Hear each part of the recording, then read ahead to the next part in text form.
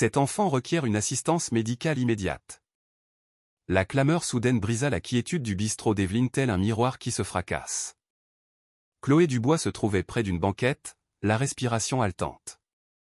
Son regard intense se posa sur le jeune garçon avachi au-dessus de son assiette de crêpes. Stéphane Mercier, interloqué, se mit à demi debout. « Que venez-vous de dire ?»« J'ai dit, » insista Chloé, d'une voix plus posée mais tout aussi déterminée, « que votre fils a besoin de soins urgents. Sans délai. » Léo Mercier, 5 ans, le teint cireux et la silhouette délicate, portait un blazer d'enfant, sorte de réplique miniature de l'homme en face de lui. Il n'avait pas dit un mot de la matinée, l'œil fixé sur le miel de lavande locale qui dégoulinait de sa fourchette. Au premier abord, Chloé l'avait cru timide, mais elle avait ensuite décelé le tremblement de sa main gauche quand il avait voulu prendre son verre de lait. La manière dont le verre avait vacillé, l'affaissement du coin de ses lèvres lorsqu'il avait esquissé un sourire. Elle l'avait noté 20 minutes plus tôt en resservant les boissons. Nul autre ne l'avait perçu. Le père, le magnate, était absorbé par ses emails, discutant dans son kit main libre de parts de marché et de dates butoirs. Léo avait fait tomber sa cuillère à 2 reprises, et Chloé s'était penchée pour la ramasser avec un sourire bienveillant. C'est laquelle avait constaté que son bras gauche peinait à se soulever. Une angoisse sourde l'envahit. Elle avait déjà été témoin de cela, des années plus tôt, dans le service des urgences où son frère, Enzo Dubois, s'était éteint parce que personne n'avait imaginé qu'un jeune d'un quartier populaire pouvait subir un AVC. Et l'histoire se répétait. Autre couleur de peau, même symptôme. « Mon petit cœur », dit-elle avec douceur en s'agenouillant. « Est-ce que tu te sens étourdi ?» Léo la regarda, l'air perdu. Sa voix était empâtée, à peine audible. « J'ai mal à la tête. » Avant que Chloé n'ait pu réagir, le frêle corps de l'enfant oscilla. Sa fourchette lui échappa. Il tangua, puis porta brusquement sa main droite à sa tempe. Son instinct prit le contrôle. Laissant tomber son plateau, elle se jeta en avant, retenant le garçon au moment précis où sa chaise menaçait de se renverser. « Calme-toi, mon grand. » Jeté, affirma-t-elle en le saisissant par les épaules pour le maintenir assis. Le père se retourna, stupéfait. « Mais enfin, qu'est-ce qui vous prend ? » « Monsieur, votre fils ne va pas bien, » déclara-t-elle avec insistance. « Il ne sent plus son bras. Il a du mal à articuler. Il faut appeler une ambulance. » Déjà sur ses pieds, Stéphane Mercier laissa le choc se transformer en colère. « Ne le touchez pas. » Il lui arracha les hauts des bras avec une force involontaire. Le fermoir de sa montre érafla la pommette de Chloé. Une vive douleur fulgura derrière ses yeux, mais elle ne bougea pas. « Je vous en supplie, » souffla-t-elle, un goût de sang dans la bouche. Il est en pleine urgence neurologique. Le garçon s'appuya contre son père, les paupières lourdes. « Il va très bien, » trancha Stéphane d'un ton cassant. « Il est seulement fatigué. Il a mal dormi. » Chloé secoua la tête. « Monsieur, loin de moi l'idée de vous alarmer, mais j'ai déjà été confronté à ça. S'il vous plaît, il présente des signes de détresse neurologique. » Stéphane se figea, son regard acéré et méfiant la transperçant. « Vous n'êtes qu'une serveuse, » lança-t-il. « De quel droit osez-vous dire une chose pareille sur mon fils ?» Les mots la blessèrent plus profondément qu'il n'aurait dû. Chloé tenta de parler, mais un nœud se forma dans sa gorge. Ce n'était pas une surprise, elle avait déjà entendu cette phrase, prononcée sur des tons différents par des hommes en costume pour qui le statut primait sur l'intuition. « J'ai travaillé avec des personnes âgées. J'ai commencé des études d'infirmière. J'ai déjà observé ces symptômes, » expliqua-t-elle avec précaution.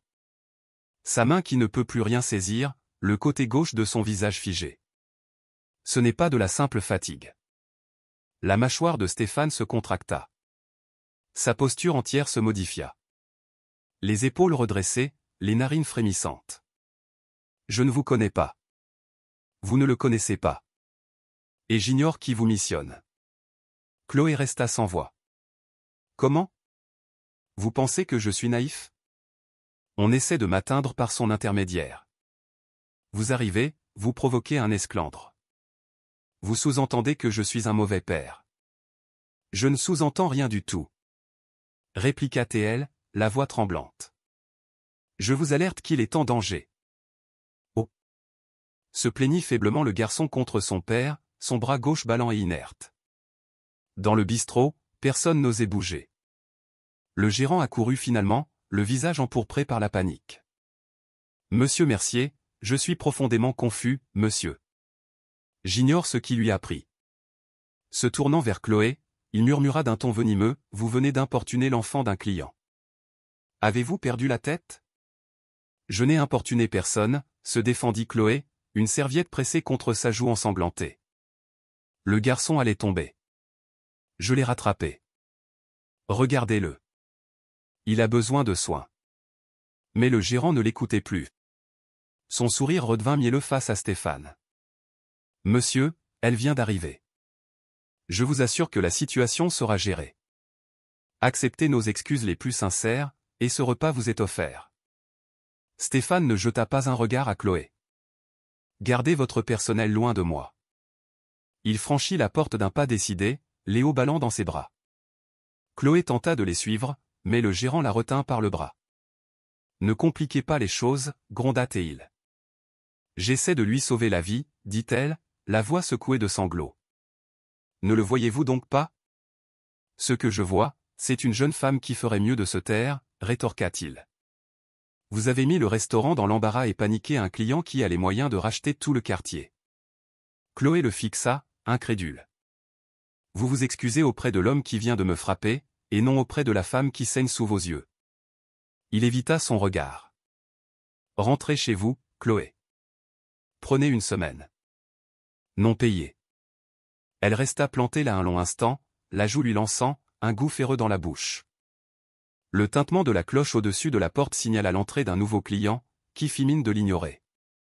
Chloé détacha lentement son tablier, le plia de main tremblante et le déposa sur le comptoir. Ce petit, souffla-t-elle, risque de ne pas passer la nuit.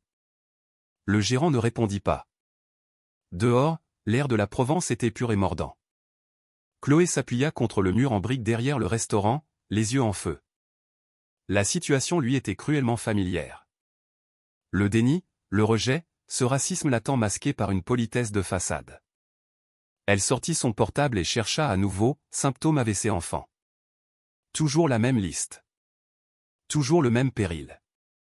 Son doigt hésita au-dessus du numéro des urgences. Qu'aurait-elle pu dire? Je suis serveuse. Un enfant que je connais à peine est peut-être à l'agonie. Mais son père richissime me prend pour une menace. Personne ne l'écouterait. Elle ferma les paupières, sa joue meurtrie contre la fraîcheur de la brique. Plus jamais ça, chuchota-t-elle. Je ne laisserai plus faire. Au-dessus, une cloche d'église se mit à sonner quelque part dans la ville. Un son lent, lointain. Une mère et son fils passèrent en riant, leur joie tranchant avec le silence oppressant qui pesait sur sa poitrine. Chloé se ressaisit, glissa son téléphone dans sa poche et se mit en route. Chaque pas ravivait la douleur de son visage. Mais sous cette douleur, une force plus grande grandissait, la détermination. Elle avait reconnu les signes. Elle savait leur signification. Et même si personne ne la croyait, elle trouverait un moyen pour que ce petit garçon soit soigné. Car elle avait appris la plus terrible des leçons des années plus tôt, dans le couloir d'un hôpital à l'odeur d'eau de javel et de désespoir. Parfois, ceux qui voient sont ceux que l'on n'écoute pas. Et parfois, il suffit de voir pour sauver une vie, à condition de ne jamais détourner le regard. Son appartement se situait au 2e étage d'un vieil immeuble en pierre de taille à Saint-Rémy-de-Provence. Les marches de l'escalier gémissaient, chaque bruit résonnant dans le vestibule désert comme un écho de tout ce qu'elle souhaitait oublier. Ses clés tintinabulèrent dans ses mains fébriles alors qu'elle ouvrait la porte et entrait. Elle n'alluma aucune lampe. La lumière de l'après-midi filtrait à travers les persiennes, traçant de fines bandes dorées sur le tapis élimé. Chloé jeta son sac sur le divan, s'assit sur l'accoudoir et s'immobilisa. Pendant un instant, elle se concentra uniquement sur sa respiration. Sa joue cuisait là où la montre l'avait heurtée. Elle n'avait pas encore osé se regarder dans une glace. Peut-être par peur de constater les dégâts.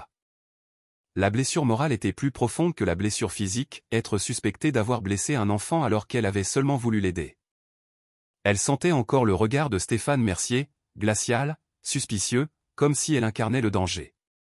Et son gérant, s'excusant platement auprès du milliardaire tout en la traitant comme une enfant maladroite. Chloé ferma les yeux, la tête contre le mur. Ses doigts tremblaient sur ses genoux. Elle n'avait pas encore pleuré. Pas encore. Son téléphone vibra dans sa poche. Elle le prit lentement. Une notification, un message de sa mère, Monique Dubois. Ma puce, la voix chaleureuse et légèrement éraillée de Monique emplit le vide. Je t'ai vu rentrer plus tôt que d'habitude. Je voulais m'assurer que tout allait bien. Je t'ai déposé une soupe devant la porte. Mange un peu, d'accord? Tu ne rentres jamais si tôt à moins d'un problème. Chloé esquissa un sourire malgré le nœud qui lui serrait la gorge. Monique était un roc, perspicace et tendre à la fois. Elle les avait élevés seuls, elle et son frère, et s'inquiétait constamment pour Chloé. Chloé se leva, alla à la porte et, sans surprise, la soupe était là, dans un contenant en plastique sous une feuille d'aluminium, accompagnée d'un mot, pour reprendre des forces. Elle la ramena à l'intérieur mais la laissa sur la table. À la place, elle se dirigea vers la petite étagère près de la fenêtre et en sortit un cadre. Ses doigts caressèrent la vitre, sa respiration se fit courte. Enzo lui souriait depuis la photo. Il avait 12 ans, déguisé pour Halloween avec du carton et du scotch. Un robot improvisé, les bras pliés comme s'il s'apprêtait à défier l'univers. Il n'avait jamais eu 13 ans. Enzo s'était écroulé en cours de PS. On avait d'abord cru à une déshydratation. L'infirmière scolaire avait évoqué un coup de chaud. Le temps d'appeler les secours, il ne répondait plus.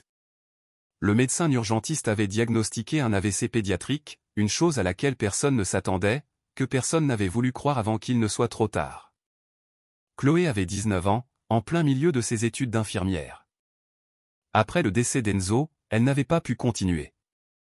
Les couloirs de l'hôpital, autrefois porteurs de sens, lui étaient devenus insupportables. Elle avait abandonné son stage, trouvé un emploi pour aider sa mère anéantie, et n'était jamais revenue en arrière. Mais elle n'avait jamais cessé d'observer, de se souvenir des signes. Et aujourd'hui, elle les avait revus. Ses mains se fermèrent en poing. Elle se leva d'un bond et alla dans la cuisine. Sur le réfrigérateur, un aimant en cœur rouge retenait son ancien certificat de secourisme. Périmé, mais il lui rappelait ce qu'elle avait su, ce qu'elle savait toujours. Elle prit son ordinateur et l'ouvrit sur le plan de travail. Recherche, signe AVC enfant. De nouveau, pour en avoir le cœur net. La liste s'afficha. Faiblesse ou engourdissement soudain, surtout d'un seul côté, trouble de la parole ou de la compréhension, difficulté à marcher, vertige, perte d'équilibre, paralysie faciale. Cocher, cocher, cocher, cocher. Elle consulta un forum médical. Une infirmière pédiatrique y avait écrit quelques jours plus tôt, ne sous-estimez pas les signes discrets chez les enfants. Le moindre symptôme est important. Les parents ne voient souvent pas ce qu'un étranger peut remarquer. Chloé s'adossa à sa chaise, le regard perdu dans l'écran. Elle revoyait les yeux absents de Léo, sa parole confuse, son bras flasque, et le fait que son père ne lui avait accordé que 2 regards durant leur repas. L'un pour commander du pain, l'autre pour le faire taire. Elle ouvrit un nouvel onglet et commença à rédiger un message. À qui de droit, j'ai observé ce jour un enfant présentant des symptômes pouvant correspondre à un AVC pédiatrique. Je ne connais pas son nom de famille, mais son père est Stéphane Mercier. Elle s'interrompit. À quoi bon? Le signaler à qui? La police? L'aide sociale à l'enfance? Elle n'avait ni preuve, ni lien, ni autorité. Juste une joue contusionnée et une réputation ternie par des préjugés. Elle referma l'ordinateur. Non, il fallait une autre approche. On frappa à sa porte, interrompant ses réflexions. Chloé ouvrit avec méfiance. C'était Monique, un foulard sur ses cheveux poivre et sel, l'inquiétude plissant son visage. Puis-je entrer? Demanda-t-elle. Chloé s'effaça. Monique entra, l'inspectant de son regard perçant. Mon Dieu, ma chérie, dit-elle. Qu'est-il arrivé à ton visage? Chloé marqua une pause, puis lui raconta tout, le garçon, les symptômes, l'accusation, le renvoi. Monique l'écouta sans l'interrompre. Quand Chloé eut fini, Monique posa une main sur son épaule. Tu as bien agi. Mais personne ne me croit, murmura Chloé. Je ne suis personne. Faux, répliqua Monique. Tu es le genre de personne qu'il faudrait davantage dans ce monde. Tu as perçu ce que nul autre n'a vu, et tu es intervenu. Il faut du cran pour ça. Il faut du cœur. Et crois-moi, la vérité finit toujours par éclater. Chloé eut du mal à déglutir. Tu crois que son père finira par écouter? Monique eut un sourire mélancolique. Peut-être pas tout de suite. Mais si tu as raison, ma chérie, il n'aura pas d'autre choix. Chloé acquiesça lentement, le poids sur sa poitrine s'allégeant un peu. Plus léger, ou peut-être simplement plus ciblé. Elle ignorait comment, mais elle trouverait le moyen de joindre cet enfant. Son combat n'était pas terminé. Elle avait déjà porté ce type de fardeau, et elle le porterait encore s'il le fallait pour éviter à un autre la même souffrance.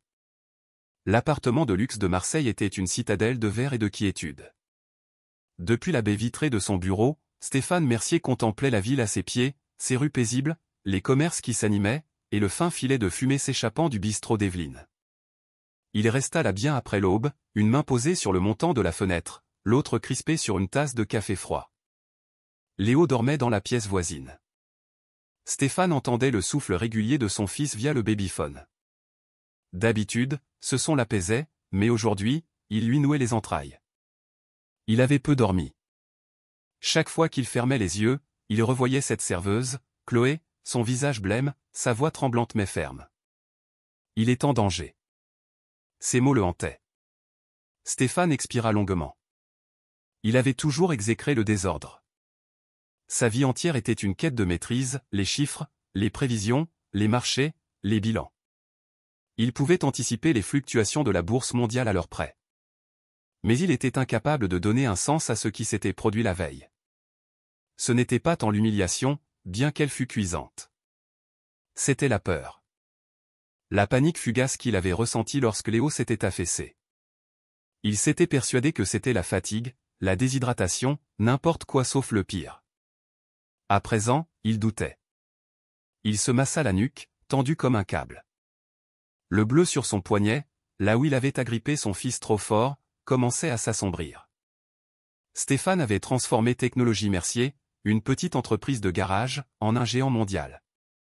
Son nom figurait dans les magazines économiques, associé à des termes comme « visionnaire » ou « stratège ». Mais derrière cette façade lisse se cachait un homme rongé par les routines et les remords. Il pensa à son ex-femme, Claire, et à ses inquiétudes constantes concernant la santé de Léo. « Tu ne le vois pas, Stéphane » lui avait-elle dit un jour, en bouclant ses valises. « Tu le gères comme un actif. Un enfant n'est pas un portefeuille. C'est un être humain. » Elle était partie depuis 3 ans, remariée, installée à Lyon. La justice lui avait confié la garde exclusive de Léo. Il s'était convaincu que c'était ce dont l'enfant avait besoin, de la stabilité, un cadre, un père pourvoyeur. Mais ces derniers temps, même lui sentait le fossé se creuser. Les rires de Léo s'étaient mués en une politesse distante. La maison était trop silencieuse. Stéphane quitta la fenêtre et s'assit à son bureau. La photo de Léo, le jour de sa première rentrée, le fixait. Le garçon sur le cliché avait un regard vif, assuré. L'enfant endormi au bout du couloir semblait plus frêle, plus petit. Un doute s'insinua en lui. Il le chassa. On frappa à la porte, rompant le calme. Monsieur Mercier. C'était Hélène, l'employée de maison. Léo est réveillé. Il ne veut pas de petit déjeuner. Stéphane fronça les sourcils.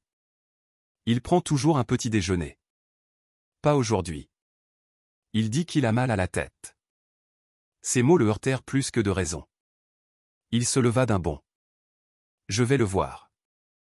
Léo était assis dans son lit, un ours en peluche dans un bras. Sa main gauche pendait à son côté. Il croisa le regard de son père avec une confusion endormie. « Salut, mon champion » dit Stéphane en s'efforçant de sourire. « Comment tu te sens ?»« J'ai la tête bizarre » bredouilla Léo, « et mon bras est lourd. » Stéphane s'agenouilla près du lit. « Tu as peut-être dormi dessus. »« Non. » Il tenta de soulever doucement le bras gauche du garçon. Il résistait. Léo gémit. Une vague glaciale déferla dans la poitrine de Stéphane. Il revit la serveuse. Sa voix, sa panique, sa conviction. Il ne va pas bien. Stéphane déglutit. On va te faire voir par un médecin. D'accord. Juste pour être sûr. Il appela son assistante. Trouvez-moi un neurologue pédiatrique à Marseille, exigea-t-il. Immédiatement. Mais le premier créneau était dans 2 semaines. L'hôpital pédiatrique le plus proche était à 1 heure de trajet. La secrétaire de la clinique locale pouvait les prendre le jeudi suivant. Stéphane raccrocha, la mâchoire contractée. Comment pouvait-il y avoir si peu de possibilités? Il songea à appeler un spécialiste à Paris, mais Léo devait se reposer. Il se dit que cela pouvait attendre le lendemain. Il ne remarqua pas que la paupière gauche de son fils tombait légèrement alors qu'il le remettait au lit. Plus tard dans la matinée, il arriva au siège de Technologie Mercier, dans le centre de Marseille. L'open space vibrait d'une activité feutrée. Des assistants chuchotaient. Des écrans scintillaient. Stéphane traversa le hall vitré, répondant aux salutations d'un signe de tête bref. Matinée compliquée? Lui demanda son directeur financier en le rejoignant. Stéphane esquissa une sorte de sourire. Mon fils n'était pas très en forme. Juste fatigué. Ah, les enfants, rit l'homme. Ils récupèrent si vite. Stéphane acquiesça, mais les mots n'eurent aucun effet. Il entra dans son bureau, ferma la porte et s'assit. Son reflet dans l'écran éteint lui donnait 10 ans de plus. Il saisit, faiblesse bras enfant, sur le moteur de recherche. À mi-page des résultats, sa main s'immobilisa sur le clavier. La même expression revenait en boucle. AVC infantile, urgence neurologique, composé le 15. Il fixa l'écran jusqu'à ce que les lettres se confondent. On frappa de nouveau. Son assistante, Manon Lambert, entra.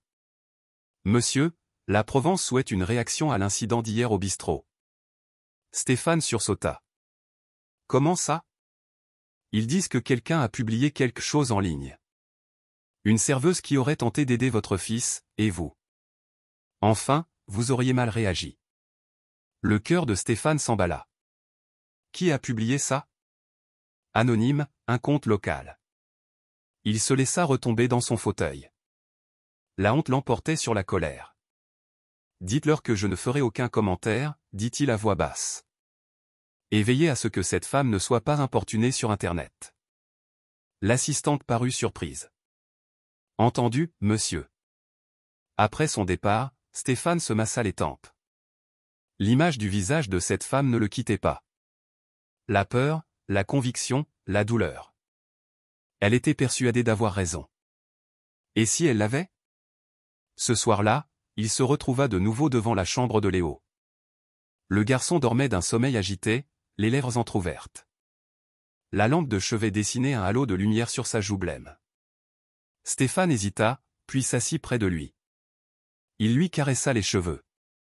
Pour la première fois depuis des mois, il murmura « Je t'aime, mon grand ». Léo ne bougea pas. Dehors, le vent faisait vibrer les vitres. Stéphane resta là un long moment, son esprit brassant tous les problèmes qu'il avait jamais résolus, à la recherche de la seule solution qui importait désormais, celle pour laquelle il était peut-être déjà trop tard. Le dispensaire communal de Saint-Rémy ressemblait davantage à une ancienne poste qu'à un centre de soins. Sa façade de briques beige et son enseigne aux néons vacillantes n'inspiraient guère confiance. À l'intérieur, une odeur mêlée d'antiseptique et de vieux papier flottait, et les chaises de la salle d'attente grinçaient sous le poids des angoisses. Chloé était assise sur l'une d'elles. Ses mains étaient croisées sur ses genoux. Elle n'était pas là comme patiente. Elle n'était pas là pour elle. Elle était là pour un garçon dont elle connaissait à peine le nom, mais dont le visage hantait ses pensées depuis la veille. Plus tôt dans la matinée, elle s'était présentée à l'accueil avec un calme étudié. « Je viens pour signaler un enfant qui pourrait nécessiter une aide médicale.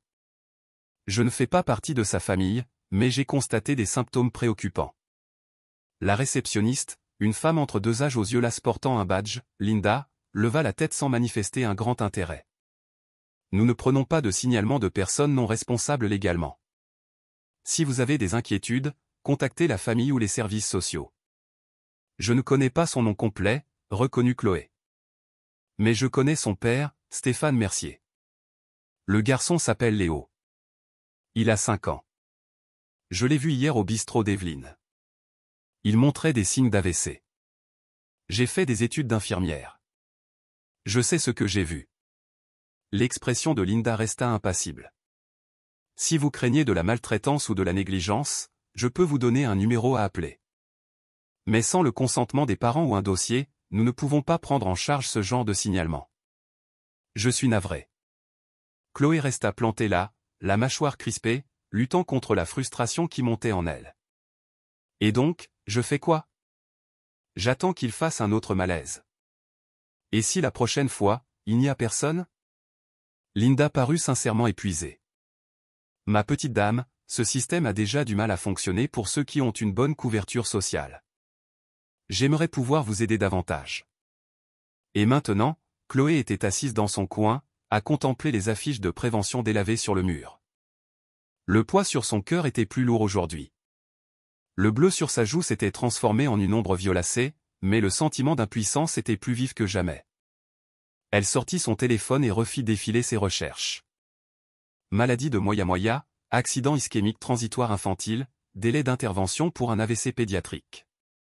Chaque page répétait la même chose, le temps était un facteur crucial. Le grincement de la porte la fit tressaillir. Elle leva les yeux et vit une jeune infirmière amenant un homme âgé en fauteuil roulant pour une consultation. Derrière eux, un homme de grande taille, en sweat gris à capuche, entra et se dirigea vers l'accueil. Stéphane Mercier. Son cœur fit une embardée. Il n'avait rien à voir avec le milliardaire en costume de la veille. Son visage était creusé, sa barbe de quelques jours, ses yeux cernés. Il tenait la main de Léo, qui marchait péniblement à ses côtés, comme si une partie de son corps pesait plus lourd que l'autre. Le bras gauche de Léo était inerte. Chloé se leva d'un mouvement instinctif. Stéphane se tourna et l'aperçut. Un instant, son expression fut indéchiffrable. Puis il la reconnut, et la tension remonta. « Chloé » dit-il avec prudence. Elle ignora le regard de la réceptionniste et le murmure des curieux. « Vous l'avez emmené. » Stéphane acquiesça. Il s'est de nouveau plein de maux de tête et son bras ne va pas mieux. Elle laissa échapper un soupir de soulagement. « Vous avez bien fait. Je ne suis pas sûr d'avoir agi assez vite. » Un silence s'installa, lourd mais pas hostile. « Je ne voulais pas vous brusquer hier, dit-elle doucement, mais j'ai vu quelque chose que personne d'autre ne semblait voir. Il fallait que je dise quelque chose. » Stéphane baissa les yeux sur Léo, puis la regarda. « Vous aviez raison. Je ne l'ai pas vu. Ou je n'ai pas voulu le voir. » Chloé s'accroupit devant l'enfant. « Salut, bonhomme, dit-elle tendrement. Tu te souviens de moi? » Léo hocha timidement la tête. « Tu m'as rattrapé quand je suis tombé. » C'est exact.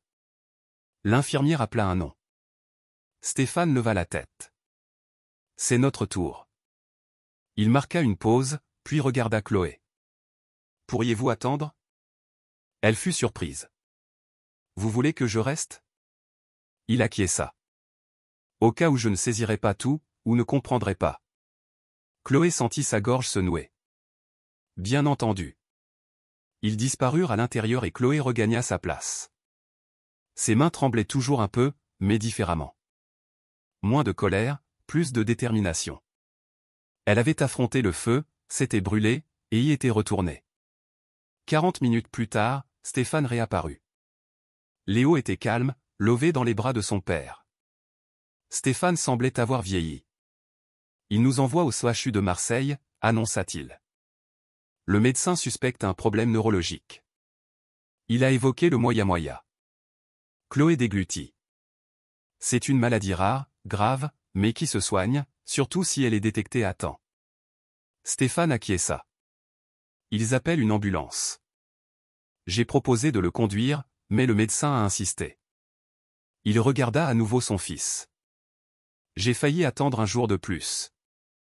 Mais vous ne l'avez pas fait, répondit-elle. C'est ça qui importe. Il leva les yeux vers elle, le regard empreint d'une émotion nouvelle. L'humilité. Vous l'avez sauvé. Je ne sais pas pourquoi j'ai eu de telles pensées à votre sujet. Chloé eut un petit sourire las. J'ai vu pire. Stéphane laissa échapper un rire forcé. Je ne comprends toujours pas comment vous l'avez deviné. Parce que je suis passé par là, dit-elle simplement. Et j'ai appris à ne jamais ignorer les signes discrets. L'ambulance arriva quelques minutes plus tard. Stéphane hésita, puis se tourna à nouveau vers Chloé. Voudriez-vous nous accompagner? J'apprécierais la présence de quelqu'un qui s'y connaît. Chloé, surprise, acquiesça. Je prends mon sac. En sortant dans l'air frais, Chloé observa le garçon niché contre son père. Elle ignorait ce que les prochaines heures leur réserveraient, mais pour la première fois depuis longtemps, elle ressentait autre chose que de la colère ou de la peur. Elle se sentait utile. Et cela, à sa manière, était une forme de guérison. La sirène de l'ambulance déchirait le silence des routes de campagne de Saint-Rémy-de-Provence. Un son strident qui perçait la quiétude de l'après-midi. À l'arrière, Léo, allongé sur un brancard, avait une canule à oxygène sous le nez. Ses joues étaient blêmes, sa main gauche inerte. Stéphane était assis à ses côtés, les épaules contractées, les coudes sur les genoux. Il n'était plus le même homme, son costume avait laissé place à un sweatshirt froissé. Ses yeux étaient rougis, non pas de fatigue, mais d'un sentiment plus profond, le remords. En face, Chloé restait immobile, les yeux rivés sur le moniteur, déchiffrant chaque pulsation. Elle parlait peu, mais sa seule présence avait un effet apaisant que Stéphane n'attendait pas et ne méritait pas. Le secouriste se pencha. Il est stable. Tension un peu basse, mais pas alarmante. On arrive au CHU dans 23 minutes. Stéphane acquiesça à peine. Il se tourna vers Chloé. Il essayait de me le dire depuis des jours, peut-être des semaines. Sa voix était enrouée.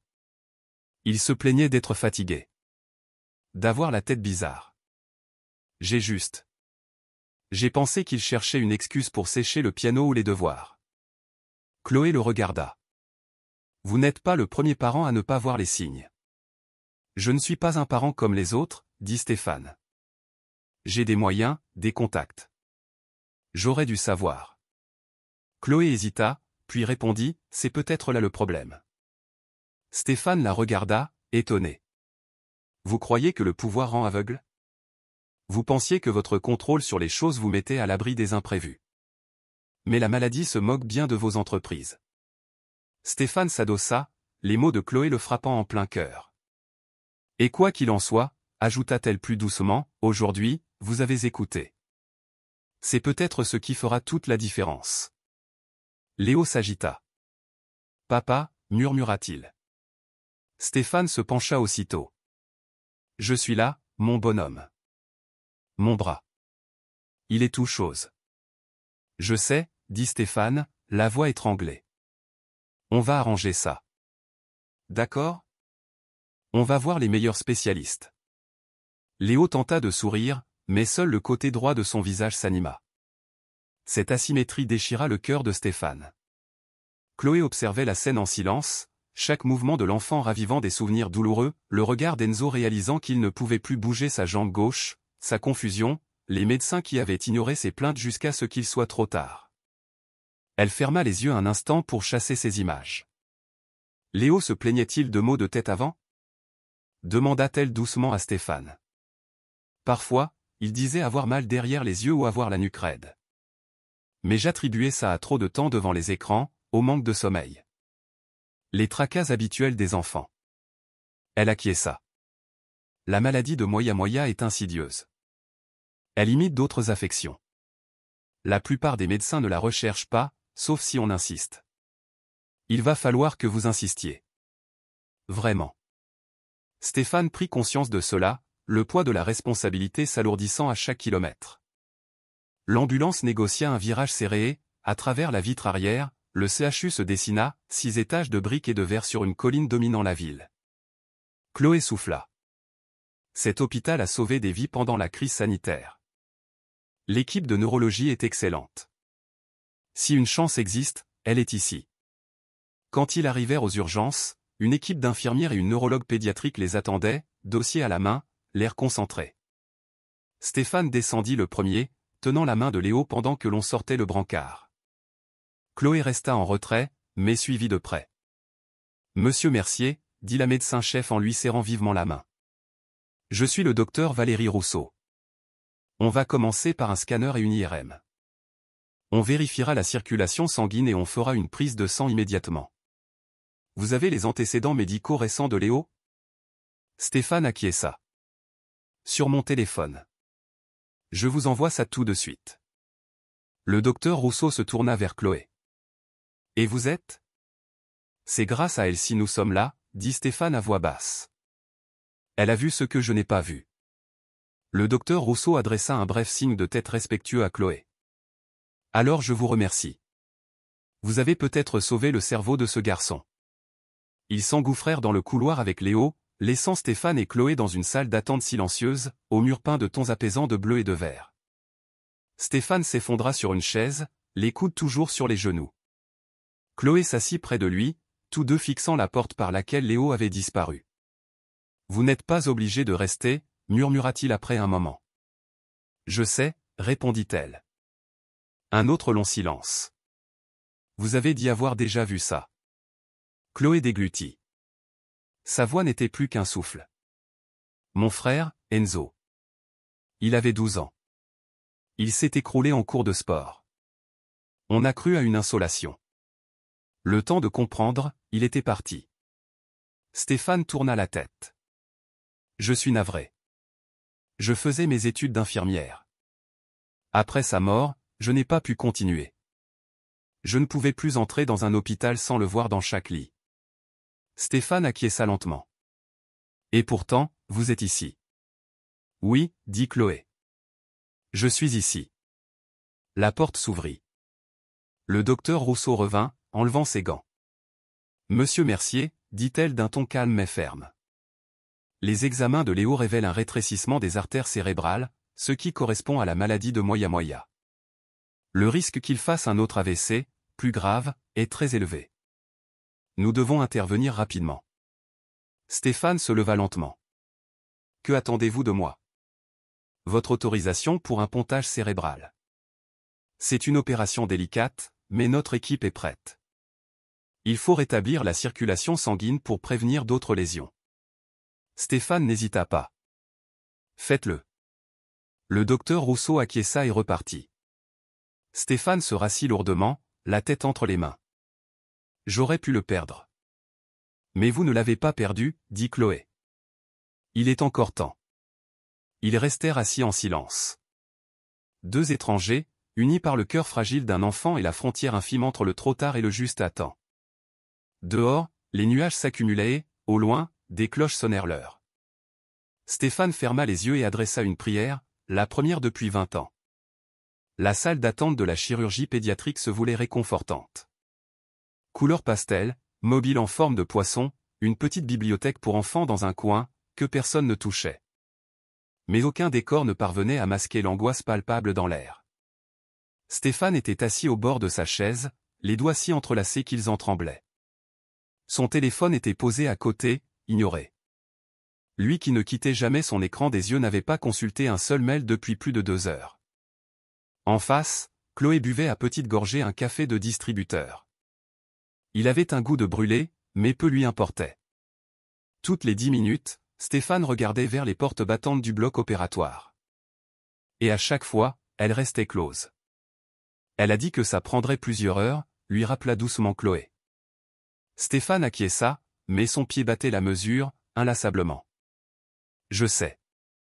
C'est juste que... Il s'interrompit, les yeux rougis. J'étais si sûr d'avoir le temps. Qu'il était juste fatigué. Une poussée de croissance, peut-être. Les enfants tombent, ils font tomber des choses. Jamais je n'aurais imaginé ça. Chloé le laissa parler, son silence étant un exutoire. Il essayait de me le dire, murmura Stéphane. Tous les jours.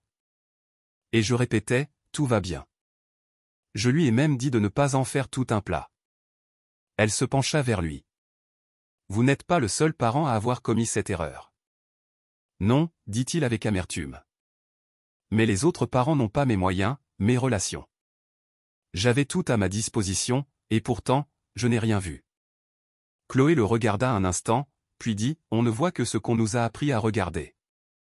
On vous a appris à affronter la concurrence, à évaluer les risques, à anticiper les stratégies.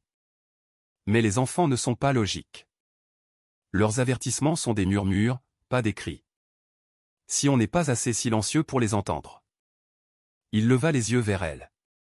Vous l'avez entendu. Oui.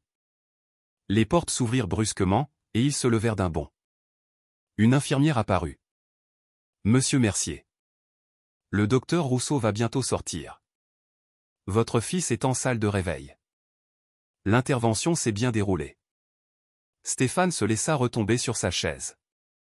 Son visage se contracta, et il passa une main dessus comme pour effacer les dernières années. Dieu soit loué, souffla-t-il. L'infirmière acquiesça et s'éloigna. Stéphane expira, tremblant, et regarda Chloé. Vous avez prié? Elle sourit faiblement. Pas à voix haute. Il esquissa un rire. Moi non plus. Pas depuis mes études. Une pause, puis il ajouta, vous n'étiez pas obligé de rester. Je sais, répondit-elle. Je ne comprends toujours pas pourquoi vous l'avez fait. Le regard de Chloé s'adoucit, se posant sur l'horloge. Parce que je me souviens de ce que c'est d'attendre dans une salle d'attente d'hôpital, d'attendre des nouvelles qui ne viennent jamais. Je sais quel bruit fait le silence quand il s'installe en vous comme le deuil. Stéphane resta muet. Je suis aussi resté, ajouta-t-elle, parce que votre fils est courageux et qu'il mérite qu'on l'écoute. À ce moment, le docteur Rousseau sortit du bloc, retirant sa Charlotte. Son expression était sereine, mais sa démarche trahissait la fatigue des dernières heures. Monsieur Mercier, commença-t-elle. Le pontage a réussi.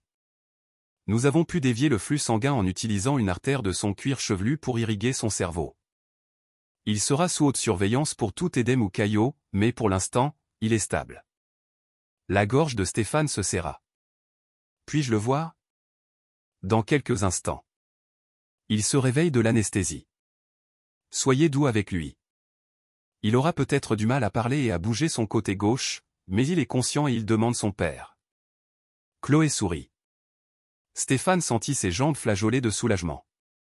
Je tiens à vous remercier de nouveau, dit le docteur Rousseau à Chloé. Sans votre réaction rapide. Ce n'est pas qu'une serveuse, l'interrompit doucement Stéphane. C'est grâce à elle que mon fils est encore là. Chloé détourna le regard, submergée par l'émotion. 20 minutes plus tard, ils étaient devant la chambre de Léo. Le petit garçon était dans un lit d'hôpital, une perfusion à un bras, entouré de moniteurs qui émettaient de légers bips. Sa peau était diaphane, mais ses yeux. Ses yeux étaient ouverts. Stéphane s'approcha lentement. Salut, mon champion. Léo cligna des yeux. Sa main droite s'agita. Papa. Stéphane s'assit près de lui. Je suis là. Je ne bouge pas. La voix de Léo était indistincte mais compréhensible. J'ai eu peur. Tu ne me voyais pas. Ces mots furent comme des poignards pour Stéphane. Il acquiesça, les larmes aux yeux.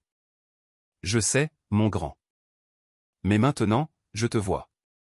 Et je te promets de ne plus jamais cesser de te voir. La petite main de Léo se posa sur le genou de son père. Chloé se tenait à l'entrée, discrète.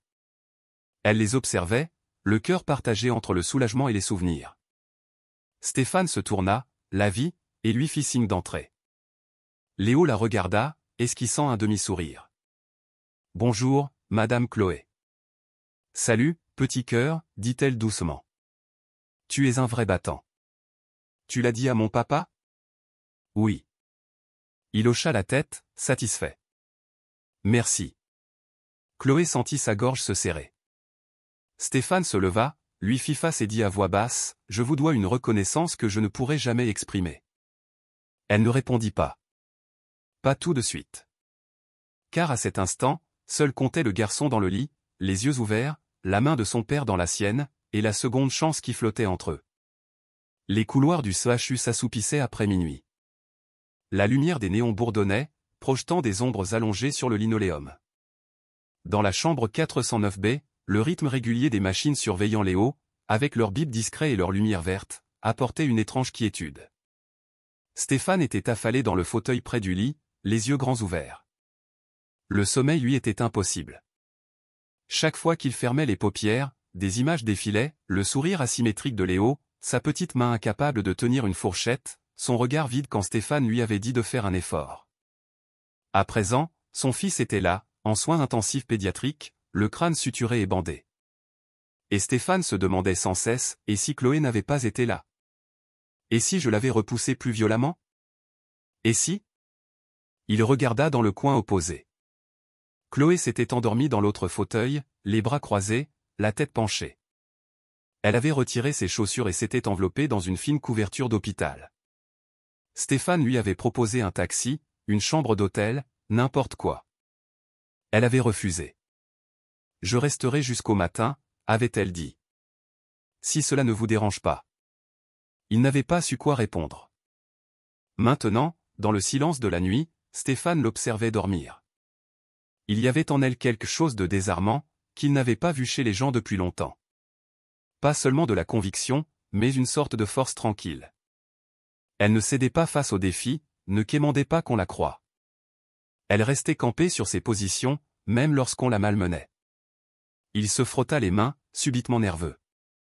Il se leva et se mit à marcher doucement vers la fenêtre, qui donnait sur le parking. Les lampadaires dessinaient des halos sur le bitume mouillé, et le monde extérieur semblait lointain, indifférent. Son téléphone vibra. Un message de son assistante. La Provence insiste pour un commentaire. Les réseaux sociaux s'agitent. Incident bistrot en tête des tendances régionales. Stéphane soupira.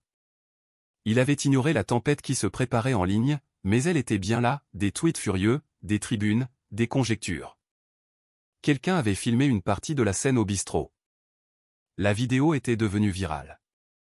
Un homme riche arrachant son fils des bras d'une serveuse. Des accusations qui volent. Une femme noire qui saigne, ignorée. Il n'avait pas encore regardé la vidéo. Il n'en avait pas la force. Il remit son téléphone dans sa poche. Derrière lui, Chloé s'étira. « Vous ne dormez guère, n'est-ce pas » demanda-t-elle, encore ensommeillée. Stéphane se retourna. « Vous non plus, à ce que je vois. » Elle se redressa, plissant les yeux sous la lumière crue. « Les hôpitaux ne sont pas faits pour ça. » Il lui tendit un gobelet de café du distributeur. « Il est infect », prévint-il. Elle le prit quand même. « Merci. » Ils restèrent silencieux un moment, buvant un café qu'aucun des deux n'appréciait, essayant d'ignorer le poids qui pesait dans la pièce. « Vous souvenez-vous du moment précis où vous avez compris » demanda finalement Stéphane. Chloé acquiesça lentement. Quand il a voulu prendre son verre de lait avec la main droite, alors que la gauche restait pendante, inerte. Ça, et l'expression de son visage quand il souriait. C'était comme s'il voulait convaincre tout le monde qu'il allait bien, mais on voyait qu'une partie de lui n'y croyait pas. Stéphane déglutit. Il essayait d'être fort, dit Chloé à voix basse. Pour vous. Stéphane détourna le regard. Je reconnais cette expression, ajouta-t-elle. C'est celle des enfants qui ont peur de décevoir ceux qu'ils aiment. Il acquiesça. Je l'ai surmené. Piano, échec, couché à heure fixe. Je pensais que ce cadre l'aiderait. Que si ses journées étaient bien remplies, il ne penserait pas à sa mère. Chloé pencha la tête. Et vous ? Il hésita. Moi ? Vous aussi, vous avez perdu quelqu'un. Il laissa échapper un souffle saccadé. Claire est partie il y a 3 ans. Elle s'est remariée l'automne dernier. Léo a encore du mal à comprendre pourquoi elle appelle si peu. Chloé ne dit rien, mais son silence était plein de compassion. Je pensais que si je pourvoyais à tout, si tout était parfaitement organisé, je pourrais le préserver de la souffrance. L'argent ne guérit pas les blessures, dit doucement Chloé. Il ne fait que les dissimuler. Stéphane eut un rire amer. Vous devriez breveter cette phrase. Elle sourit faiblement. Peut-être. La porte s'entr'ouvrit et une infirmière passa la tête. Ils se réveillent. Ils se levèrent aussitôt. Léo cligna des yeux en les voyant approcher, le visage pâle et vaseux. Un coin de sa bouche se souleva dans un sourire endormi. Papa. Madame Chloé. La poitrine de Stéphane se serra en entendant sa voix. J'ai fait un rêve, murmura Léo. Vous étiez tous les deux là. Vous vous parliez gentiment. Stéphane s'agenouilla près du lit. On se parle gentiment, mon grand. On est là. Léo regarda Chloé. Tu es resté toute la nuit? Oui. Pourquoi? Elle sourit doucement. Parce que tu le mérites. Léo cligna des yeux. Même si je suis malade. La gorge de Stéphane se noua. Chloé se pencha et prit délicatement la main droite du garçon. Surtout parce que tu es malade. Et courageux. Et plus malin que la plupart des adultes que je connais. Léo acquiesça, somnole, satisfait de cette réponse. Stéphane les regardait, son fils et la femme qui avaient tout bouleversé. Pas seulement la situation médicale, mais sa propre vision de la vie. Il avait bâti un empire en décelant les opportunités avant les autres. Mais cette femme, cette serveuse, avait vu ce qui lui avait échappé. Et grâce à elle, son fils avait une seconde chance. Il ne l'oublierait jamais. Le dimanche matin suivant, la lumière du soleil pénétrait dans la cuisine de l'appartement de Stéphane Mercier non plus avec une froideur indifférente, mais avec une chaleur, une douceur nouvelle, comme si elle demandait la permission d'entrer. Stéphane, pieds nus en t-shirt et jean, versait de la pâte à crêpes sur une poêle chaude. Il n'avait jamais cuisiné avant la semaine précédente. Pour lui, un petit déjeuner avec Léo se résumait à du pain perdu commandé ou à des jus de fruits frais à emporter. Aujourd'hui, tout était différent. Je peux ajouter les myrtilles? Demanda la voix de Léo derrière lui. Un peu plus faible qu'avant, mais plus nette que ces dernières semaines. Stéphane se retourna en souriant. Absolument, champion. Léo s'approcha du comptoir, sa jambe gauche traînant encore un peu. On voyait le bandage de son kiné sous son pyjama. Son bras gauche était moins ballant, légèrement relevé. Un progrès. Pas un miracle, mais un progrès. Stéphane lui tendit un bol, guidant sa main. Vas-y doucement. On ne veut pas repeindre le plafond avec des crêpes. Léo éclata de rire. Alors ne cuisine pas comme un alchimiste fou. Stéphane rit, un rire que Chloé dirait plus tard n'avoir jamais entendu de sa part. La sonnette retentit à 9h pile. Stéphane s'essuya les mains et alla ouvrir. Chloé était là, un sac en papier à la main, les cheveux relevés en un chignon, un sweat à capuche à moitié fermé. « Tu doutes encore de ta recette de crêpes » demanda-t-elle en haussant un sourcil. « Pas du tout » dit Stéphane en la laissant entrer. Mais Léo tenait à avoir le sirop de cannelle spécial de la boulangerie de la rue principale. Chloé sourit. Il est malin. À l'intérieur, la cuisine embaumait le beurre et la vanille. Léo leur fit signe depuis le coin repas, une spatule à la main tel un sceptre. « Salut, Madame Chloé. »« Salut, chef Léo, » répondit-elle. « Comment va la main gauche aujourd'hui ?»« Encore un peu paresseuse, » dit-il en haussant les épaules. « Mais Madame Dana dit que je vais devenir plus fort. » Stéphane mit 3 assiettes. Il le faisait maintenant machinalement, préparant un couvert pour Chloé. Elle était devenue une habituée de leur dimanche, et ni l'un ni l'autre ne s'en étonnait. Pendant le repas, ils évitèrent de parler des hôpitaux. Léo raconta à Chloé son kiné super-héros, qui lui faisait lancer des balles en mousse. Stéphane écoutait en silence, intervenant parfois, mais le plus souvent, il laissait Léo parler. Le garçon se remettait, non seulement physiquement, mais aussi moralement. Sa confiance revenait, peu à peu. Au milieu du repas, Stéphane annonça « Le spectacle de Léo est le week-end prochain. Il est le conteur. » Les yeux de Chloé s'illuminèrent. « Vraiment ?» Léo acquiesça en rougissant. « C'est l'histoire d'un arbre. Je dois dire des phrases comme « Et les feuilles devinrent dorées en automne. » J'ai même un gilet pour l'occasion. « Tu vas être formidable, » dit Chloé. Stéphane se racla la gorge. On se demandait si tu voudrais venir. Chloé fut surprise. « Moi ? » Oui, dit Léo. Tu fais un peu partie de l'équipe, maintenant. Elle sourit. Alors, j'y serai. Après le petit déjeuner, Léo alla dans sa chambre pour sa lecture, laissant Stéphane et Chloé seuls. Il commença à débarrasser. Laisse-moi faire, proposa Chloé. Il la regarda. Tu as déjà assez fait. Elle s'arrêta, s'essuyant les mains. Tu le penses toujours ? Stéphane posa l'assiette. Non. Je pense que je ne t'ai pas remercié comme il se doit. Et que je ne pourrai jamais le faire. Chloé le regarda. Le but n'était pas d'être remercié. Je sais, dit-il. Mais ça a de l'importance. Il s'adossa au comptoir, sa voix plus basse. Tu as tout changé, Chloé. Ma façon de le voir, ma façon de me voir. Je n'avais pas conscience d'être à la dérive avant que tu n'apparaisses. Chloé baissa les yeux. Vous faisiez ce que vous pouviez. Parfois, ce n'est pas suffisant. Elle l'observa. Et parfois, si.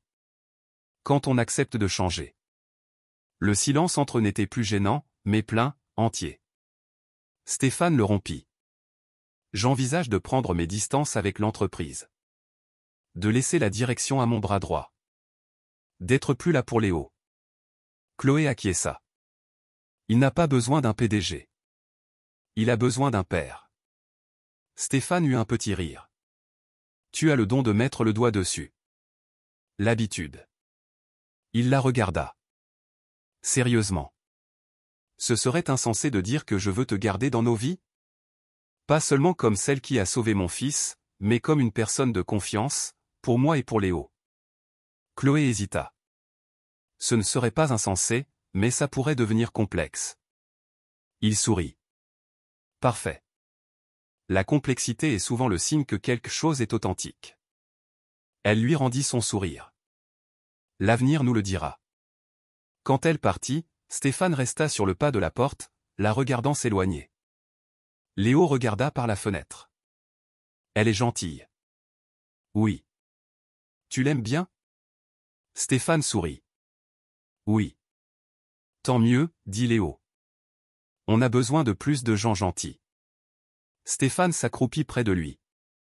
Tu as raison, champion. Et grâce à elle, on forme une super équipe. Ils regardèrent la voiture de Chloé disparaître. Le soleil inondait Saint-Rémy-de-Provence, plus brillant, semblait-il, qu'il ne l'avait été depuis longtemps.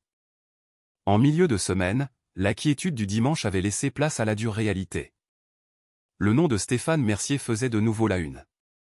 Pas pour une acquisition ou un gala, mais pour « l'incident du bistrot ». La vidéo avait refait surface, cette fois avec un avant-après, un milliardaire maltraite une serveuse noire, puis la remercie d'avoir sauvé son fils. Les débats télévisés étaient enflammés. La moitié saluait le courage de Chloé, l'autre critiquait violemment la réaction de Stéphane. Twitter était impitoyable.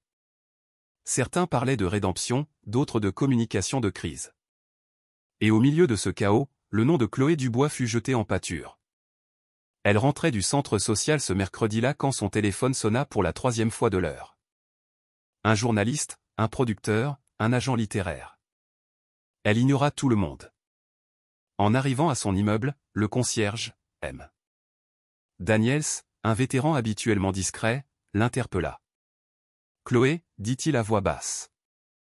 Ce reportage. Il est partout. » Elle se prépara au pire. « Je sais. Ça va ?» Elle hésita, puis acquiesça. « Ça ira. » Il marmonna, « Si un journaliste se pointe ici, il aura affaire à moi. » Elle sourit. « Merci, monsieur Daniels. » Dans son appartement, elle fixa l'écran de son téléphone. Un message vocal de Stéphane se distinguait. « Chloé, je sais que tout ça doit être difficile à vivre. Je ne m'y attendais pas.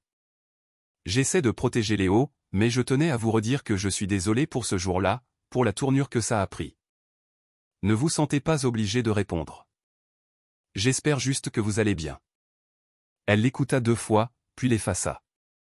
Pendant ce temps, Stéphane se tenait à l'extérieur de son bureau, un étage sous la suite de direction de Mercier et Associés, observant à travers la vitre une salle de réunion pleine d'hommes d'affaires tendus.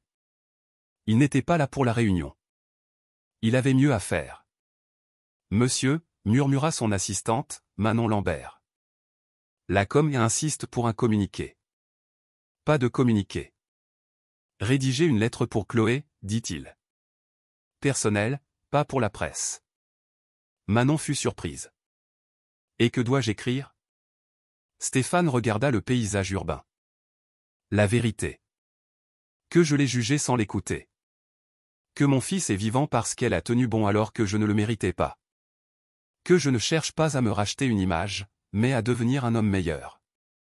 Ce soir-là, Chloé reprit son service au bistrot d'Evelyne. Les habitués l'accueillirent comme une enfant du pays. « Ta table est prête, ma chérie », lança Mara, la serveuse de 60 ans au rire rocailleux. Quelques clients applaudirent quand Chloé mit son tablier. Mais il y avait aussi des regards insistants, des chuchotements. Un homme la prit en photo discrètement. Malgré tout, elle assura son service. Vers la fermeture, la cloche de la porte tinta. C'était lui, Stéphane Mercier, en jean et chemise, tenant la main de Léo. Le silence se fit. Chloé, au comptoir, retint sa respiration. Stéphane s'approcha. On ne vient pas faire de scandale. Je me disais juste qu'il était temps que j'apprenne à commander des crêpes comme tout le monde. Léo sourit. Je veux celle aux myrtilles, comme dimanche. Mara, derrière Chloé, laissa échapper un rire ravi. Installez-vous, messieurs. Il y a de la place. Stéphane regarda Chloé. Si tu es d'accord. Chloé acquiesça lentement. D'accord. Plus tard, en leur apportant leur commande miel supplémentaire, pas de sucre glace, comme Léo aimait, Stéphane leva les yeux. J'ai vu les commentaires. Ce qu'on dit de toi. Ils ne te connaissent pas. Pas comme moi. Elle posa l'assiette devant Léo. Ils en savent assez. Stéphane secoua la tête. Ils connaissent ta force, mais pas ton histoire. Ils ne savent pas ce qu'il t'en a coûté de rester là ce jour-là. Même enseignant. Chloé ne dit rien. Il ajouta, je veux réparer ça. Pas avec de l'argent ou un article. Avec du temps, de la présence. Je veux montrer à Léo qu'admettre ses erreurs est un début, pas une fin. Chloé l'observa. C'est un bon début. Un long silence. Puis Léo, la bouche pleine, demanda, Madame Chloé, tu viendras à ma pièce et à la soirée pizza après? Elle sourit. Une soirée pizza, en plus? Il acquiesça. Papa a dit que je pouvais inviter mes amis les plus proches. Stéphane la regarda, attendant sa réponse. Chloé sentit une chaleur l'envahir. Alors, je suppose que je viendrai. Léo serra le poing. Super. Le bistrot retrouva son animation. La tension s'était dissipée avec les crêpes et les rires. Ce n'était pas une rédemption. Pas encore. Mais c'était un commencement. Le samedi arriva avec une fine pluie qui illustrait les rues de Saint-Rémy-de-Provence, transformant les trottoirs en miroirs et collant les feuilles mortes au sol. Le genre de temps qui incite à rester chez soi, ou, dans le cas de Stéphane Mercier, à annuler des rendez-vous d'affaires. Mais rien ne l'aurait empêché d'aller à la salle polyvalente de l'école primaire ce jour-là. Il ajusta le nœud papillon de Léo, s'accroupissant pour le regarder dans les yeux. N'oublie pas, dit-il en lissant son col, parle distinctement. Projette ta voix. Et si j'ai le trac, je te cherche, et je cherche Madame Chloé, dit Léo, confiant. Stéphane sourit. D'accord. Il se releva et se tourna vers Chloé, qui ajustait son écharpe un peu plus loin. Elle était magnifique dans un simple manteau vert et un pantalon sombre, une élégance naturelle qui n'avait pas besoin d'artifice. Merci, dit Stéphane assez bas pour que Léo n'entende pas. D'être là. Pour tout. Chloé acquiesça, observant l'agitation des enfants et des parents. Je ne manquerai ça pour rien au monde. Dans la salle, les parents cherchaient leur place. Chloé s'installa au 3e rang. Stéphane la rejoignit, 2 programmes à la main. Les lumières s'éteignirent. Le silence se fit. Un projecteur s'alluma sur Léo, au centre de la scène, tenant son texte à 2 mains, le dos droit, les genoux à peine tremblants. Bonjour, dit-il, sa voix emplissant la salle. Bienvenue à l'Arbre qui donne, la pièce de notre classe. Un murmure d'admiration parcourut l'audience. Chloé retint son souffle. Je serai votre conteur, continua Léo. C'est une histoire d'amour, qui montre que parfois, aimer, c'est donner une partie de soi pour aider l'autre. Chloé sentit les larmes lui monter aux yeux. Stéphane était penché en avant, un léger sourire aux lèvres. La pièce était d'une simplicité touchante. Des enfants déguisés en feuilles, en bûcherons. La voix de Léo portait le récit. Quelques hésitations, quelques syllabes moins claires, mais il retrouvait toujours son rythme. Il jeta même un regard vers le 3e rang, où Chloé lui fit un discret pouce levé. À la fin, quand l'arbre, réduit à une souche, invita le garçon à se reposer, Léo lut ces dernières lignes avec une force tranquille et le garçon s'assit. Et l'arbre fut heureux. Le rideau tomba sous un tonnerre d'applaudissements. Stéphane et Chloé se levèrent, applaudissant à tout rompre. Après le spectacle, le couloir fut envahi par une joyeuse cohue. Léo courut vers eux, les joues roses. « Tu as été fantastique », dit Chloé en le serrant dans ses bras. « Je n'ai pas trop bafouillé ?» demanda Léo, rayonnant. « Pas une seule fois, » dit Stéphane. « Tu as été parfait, mon grand. » Léo se tourna vers Chloé. « Tu as entendu la phrase sur le don de soi ?» Elle acquiesça. « Oui. Ça m'a fait penser à toi. » Sa poitrine se serra. « Je veux donner aussi, » ajouta Léo. « Comme l'arbre. » Stéphane croisa son regard, le poids de cet instant suspendu entre eux. Plus tard, ils allèrent dans une pizzeria locale où la classe de Léo fêtait l'événement. Des ballons colorés flottaient, et une odeur de fromage fondu emplissait l'air. Stéphane laissa Léo profiter de ses camarades, puis rejoignit Chloé, assise à l'écart. « As-tu déjà songé à reprendre la médecine ?» demanda-t-il. Elle le regarda de côté. Sujet un peu sérieux pour une fête. Il sourit. « J'y ai pensé. Je connais une femme. Brillante, empathique, elle a sauvé mon fils en moins de 90 secondes. Elle n'a peur de rien. Sa place est à l'hôpital, pas dans un bistrot. » Chloé plia sa serviette. « Stéphane, Ce n'est pas de la charité, » dit-il fermement. « Ni une offre d'emploi. Je dis juste que si tu voulais un jour reprendre, je soutiendrais ton projet.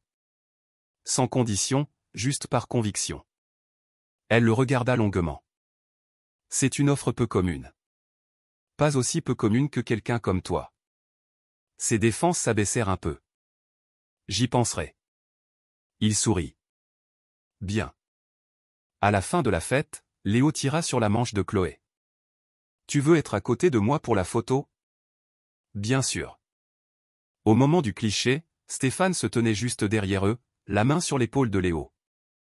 Dans cet instant figé, un garçon, un père et une femme qui fut une étrangère formaient une image d'unité. Pas parfaite, mais authentique. Et parfois, se dit Chloé, c'était suffisant. Le silence dans le bureau de Stéphane avait changé. Ce n'était plus celui du pouvoir et des négociations. C'était celui d'un homme à la croisée des chemins, hanté par ses choix passés et effrayé par l'avenir. Il regardait la ville depuis sa baie vitrée. La ligne d'horizon scintillait, mais lui semblait froide. Derrière lui, Manon dit doucement, « Vous faites de nouveau la une. » Stéphane ne se retourna pas. Pourquoi ? Manon posa un article sur son bureau. Quelqu'un de l'hôpital a divulgué des informations sur le dossier de Léo. Pas les détails médicaux, mais assez pour relancer le débat. La chronologie, le retard de prise en charge, votre réaction. On se demande pourquoi personne n'est intervenu plus tôt. Surtout vous. Stéphane se retourna lentement. Qui a publié ça ? Un blog d'investigation locale. Rien de grave pour l'instant, mais ça commence à faire du bruit. Les gens disent que sans Chloé, Léo aurait pu. Je sais. La voix de Stéphane était cassante. Il passa une main dans ses cheveux. Mon Dieu, je sais. Manon ajouta, ils en profitent pour soulever d'autres questions. Le racisme dans les urgences médicales. Le fait que les femmes noires ne sont pas écoutées. Que des voix comme celle de Chloé sont étouffées, ignorées, voire sanctionnées. Stéphane s'assit lourdement. Le poids de ces vérités l'écrasait. Parce que je l'ai fait taire. Je l'ai ignoré. Manon adoucit sa voix.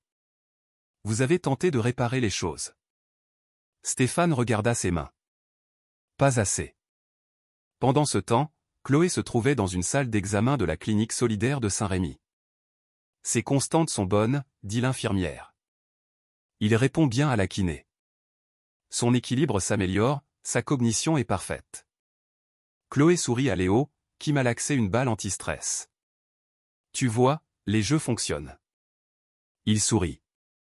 Je peux refaire le puzzle? Seulement si tu ne le finis pas en 5 minutes.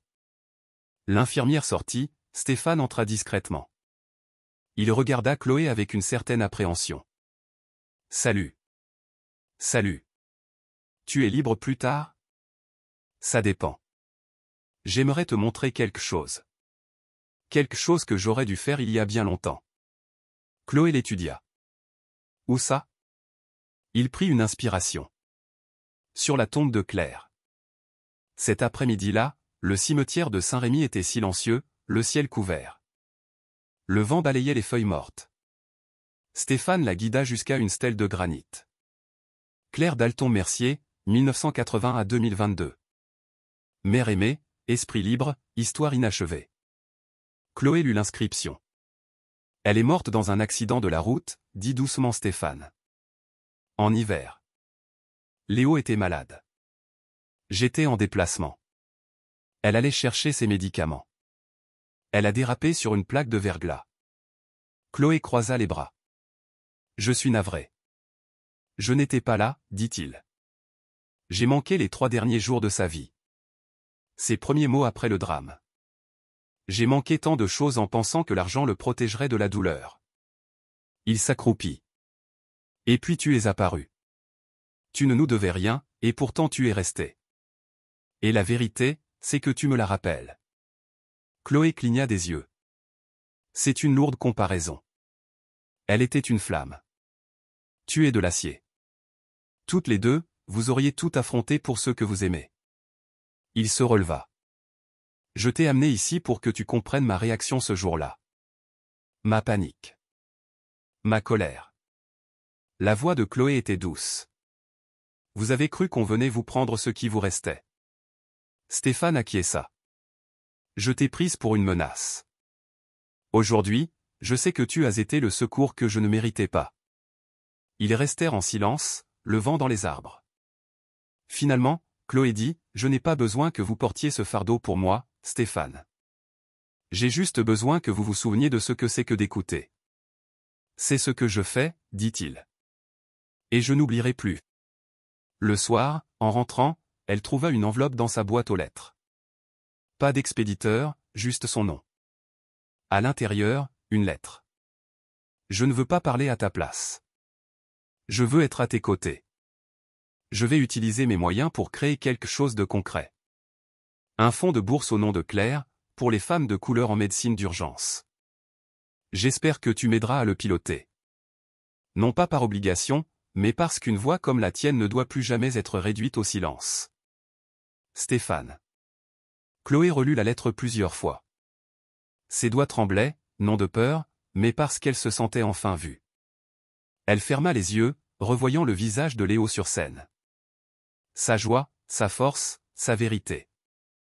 Et au fond d'elle, un sentiment nouveau émergeait. Pas le pardon, pas une page tournée, mais une possibilité. La semaine suivante débuta avec la lumière du matin inondant le bureau de Stéphane. Les rayons du soleil éclairaient un dossier sur son bureau, les statuts du fonds de bourse commémoratif Claire Mercier. C'était en train de se faire. Pas un simple geste symbolique, mais un engagement concret, frais de scolarité, mentorat, aide à l'emploi, pour les femmes de couleur en médecine d'urgence. Stéphane tapota son stylo, relisant la proposition. Le chèque était signé. Mais ce qui comptait, c'était qui serait à ses côtés lors du lancement. Il prit son téléphone. Stéphane, réunion du conseil jeudi. Vote final sur le fond. Je suis sérieux. Ta voix est essentielle. Si tu acceptes de coprésider, j'en serai très honoré. Il fixa l'écran avant d'envoyer. Chloé lut le message en sortant de la bibliothèque, un livre à la main, La justice d'abord, de Brian Stevenson. Ses doigts s'immobilisèrent. Elle ne répondit pas. Pas tout de suite. Elle marcha jusqu'à la petite clinique où elle était bénévole depuis l'opération de Léo. À l'intérieur, la salle d'attente était bondée, des familles modestes, des personnes âgées, des mères célibataires. L'infirmière chef la salua. Tu es en avance. Je ne tenais pas en place, dit Chloé en souriant. L'infirmière acquiesça. On a besoin d'un traducteur aujourd'hui. Espagnol et créole. Tu te sens de le faire? Bien sûr. La matinée passa. Chloé se sentait à sa place. Elle traduisit les instructions pour une femme diabétique à court d'insuline. Elle réconforta un homme qui ne pouvait plus payer son traitement pour l'hypertension. À midi, elle était épuisée, la gorge sèche, les pieds endoloris, mais le cœur léger. Dans la salle de pause, elle répondit enfin à Stéphane. Chloé, oui, je co-présiderai. À une condition. La réponse de Stéphane fut quasi instantanée. Stéphane, laquelle? Chloé, tu ne parles pas à ma place. Tu écoutes. On construit ça ensemble. Le jeudi, un froid inhabituel s'était installé. Dans la salle de conseil de Mercier et Associés, les cadres étaient assis, tendus. Un responsable de la communication et une avocate étaient présents. Stéphane se tenait en bout de table, non pas en costume, mais en pull et pantalon simple. Chloé était à ses côtés, un carnet à la main. Il se racla la gorge. Merci d'être venu. Le vote d'aujourd'hui ne porte pas sur des profits, mais sur quelque chose de nécessaire depuis longtemps. Écouter ceux que l'on ignore, donner une voix à ceux que notre système, et le nôtre en particulier, a fait taire. Chloé prit la parole. Le fonds Claire Mercier n'est pas qu'une bourse. C'est un miroir. Il nous interroge, qu'est-ce qu'un véritable accès aux soins? Pourquoi tant de femmes brillantes sont-elles écartées d'emblée? Un membre du conseil fronça les sourcils. Nous sommes dans l'immobilier. Pourquoi nous mêler de formation médicale? Stéphane répliqua sans hésiter. Parce que l'un des nôtres, mon fils, serait mort si une serveuse n'avait pas eu des connaissances qu'on n'apprend pas dans les livres. Nous avons des moyens, de l'influence. Utilisons-les pour guérir plus que des murs. Guérir des gens. Le silence se fit. Le vote fut unanime. Dehors, le vent balayait les feuilles. Chloé se tenait près de Stéphane, regardant les passants. Tu as bien mené ça, dit-il. Tu as facilité les choses. Il se tourna vers elle. Je voudrais te demander quelque chose, sans te mettre la pression. Chloé haussa un sourcil. Ça ne t'a jamais arrêté. Il sourit, puis redevint sérieux. Voudrais-tu rejoindre la Fondation Mercier comme membre du conseil? À plein temps. Pas juste pour la bourse. Pour un engagement à long terme, développement des cliniques, action communautaire. En toute autonomie. Chloé cligna des yeux. Tu veux une ex-serveuse dans ton conseil? Stéphane la regarda droit dans les yeux. Je te veux, toi. C'est tout. Elle ne répondit pas immédiatement. Elle regarda une jeune femme aider un vieil homme à traverser la rue. Sa voix fut douce mais ferme. Si j'accepte, on fait à ma manière. D'accord. Pas de communication creuse, pas de tokenisme, et on ne fait pas semblant que ça fait de toi un héros. Stéphane soupira. Mon Dieu, non. J'ai trop appris pour croire à ce mensonge. Chloé lui tendit la main. Alors, c'est d'accord. Il la lui serra, son regard s'attardant sur elle. Un instant, une étincelle. Pas de la romance. Pas encore. Mais une connexion. Le genre qui rapproche les gens, lentement, sûrement. Sans promesse ni échappatoire. Ce soir-là, en rentrant chez elle, Chloé pensa au chemin parcouru. Du bistrot. D'être ignoré, bousculé, de saigner sur un sol carrelé. Aujourd'hui, son nom était sur un fond. Sa voix comptait dans un conseil. Son pouvoir était réel. Elle n'avait pas besoin de titre. Elle avait un impact. Et ça, c'était une identité qui valait la peine d'être portée. Cela faisait 3 semaines que la bourse avait été annoncée, et Chloé trouvait peu à peu ses marques. Ses journées se partageaient entre la fondation, installée dans une maison de ville du centre, et la clinique de Saint-Rémy, où une plaque portait désormais son nom, coordinatrice communautaire, Chloé Dubois. Ce titre lui semblait encore étrange. Non pas qu'elle ne l'ait pas mérité, mais elle était habituée à l'invisibilité. Être vue, investie d'une confiance, était une sensation nouvelle. Ce mardi matin, elle arriva à la fondation peu avant 9 heures. Dans son bureau, un dossier était posé au centre de la table. Demande d'information, plainte au Conseil de l'Ordre, 2020. Elle se figea. À l'intérieur, la copie d'une plainte anonyme déposée contre elle pendant son internat, l'accusant d'insubordination et de diagnostic hasardeux. L'affaire avait été classée, mais la voir ressurgir était un coup de poignard. Qui l'avait envoyée? Pourquoi maintenant? Son téléphone vibra. Stéphane, réunion du conseil déplacée à 14 heures. Ça va? Tu es bien silencieuse. Elle ne répondit pas. 2 heures plus tard, Stéphane la trouva sur le toit jardin de la fondation. L'air était frais.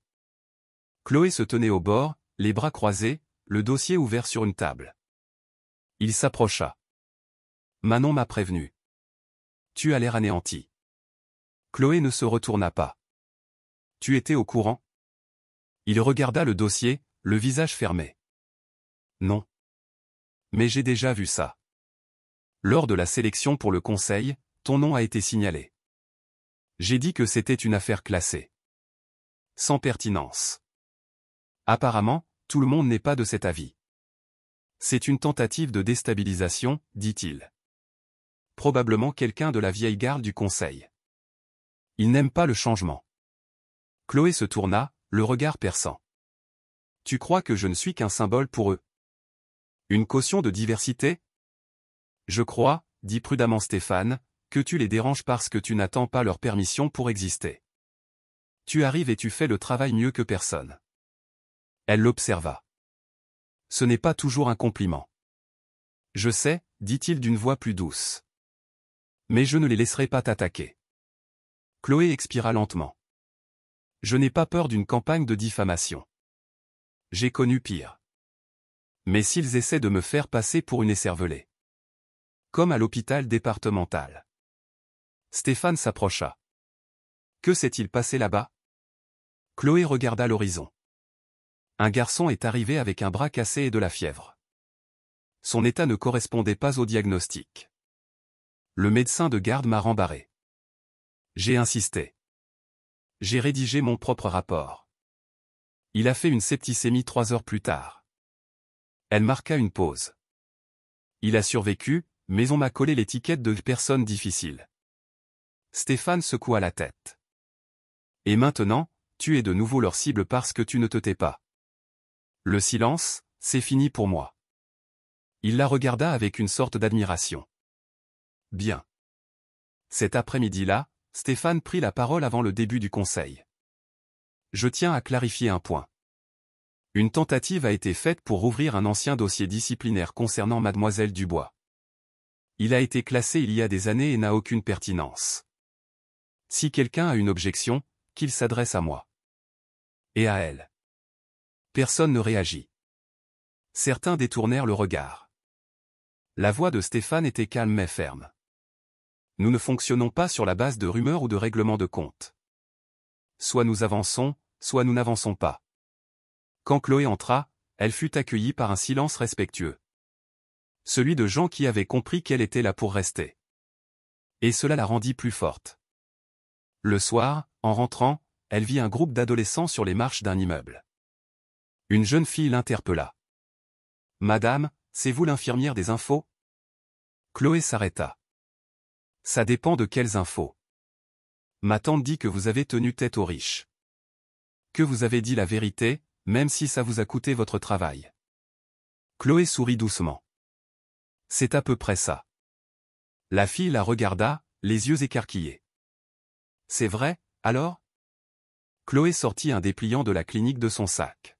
« Viens me voir un de ces jours. On lance un programme de mentorat. Tu serais parfaite. » La fille prit le dépliant, abasourdie. « Sérieux ? » ?»« Sérieux. » En repartant, Chloé sentit de nouveau cette pulsation en elle.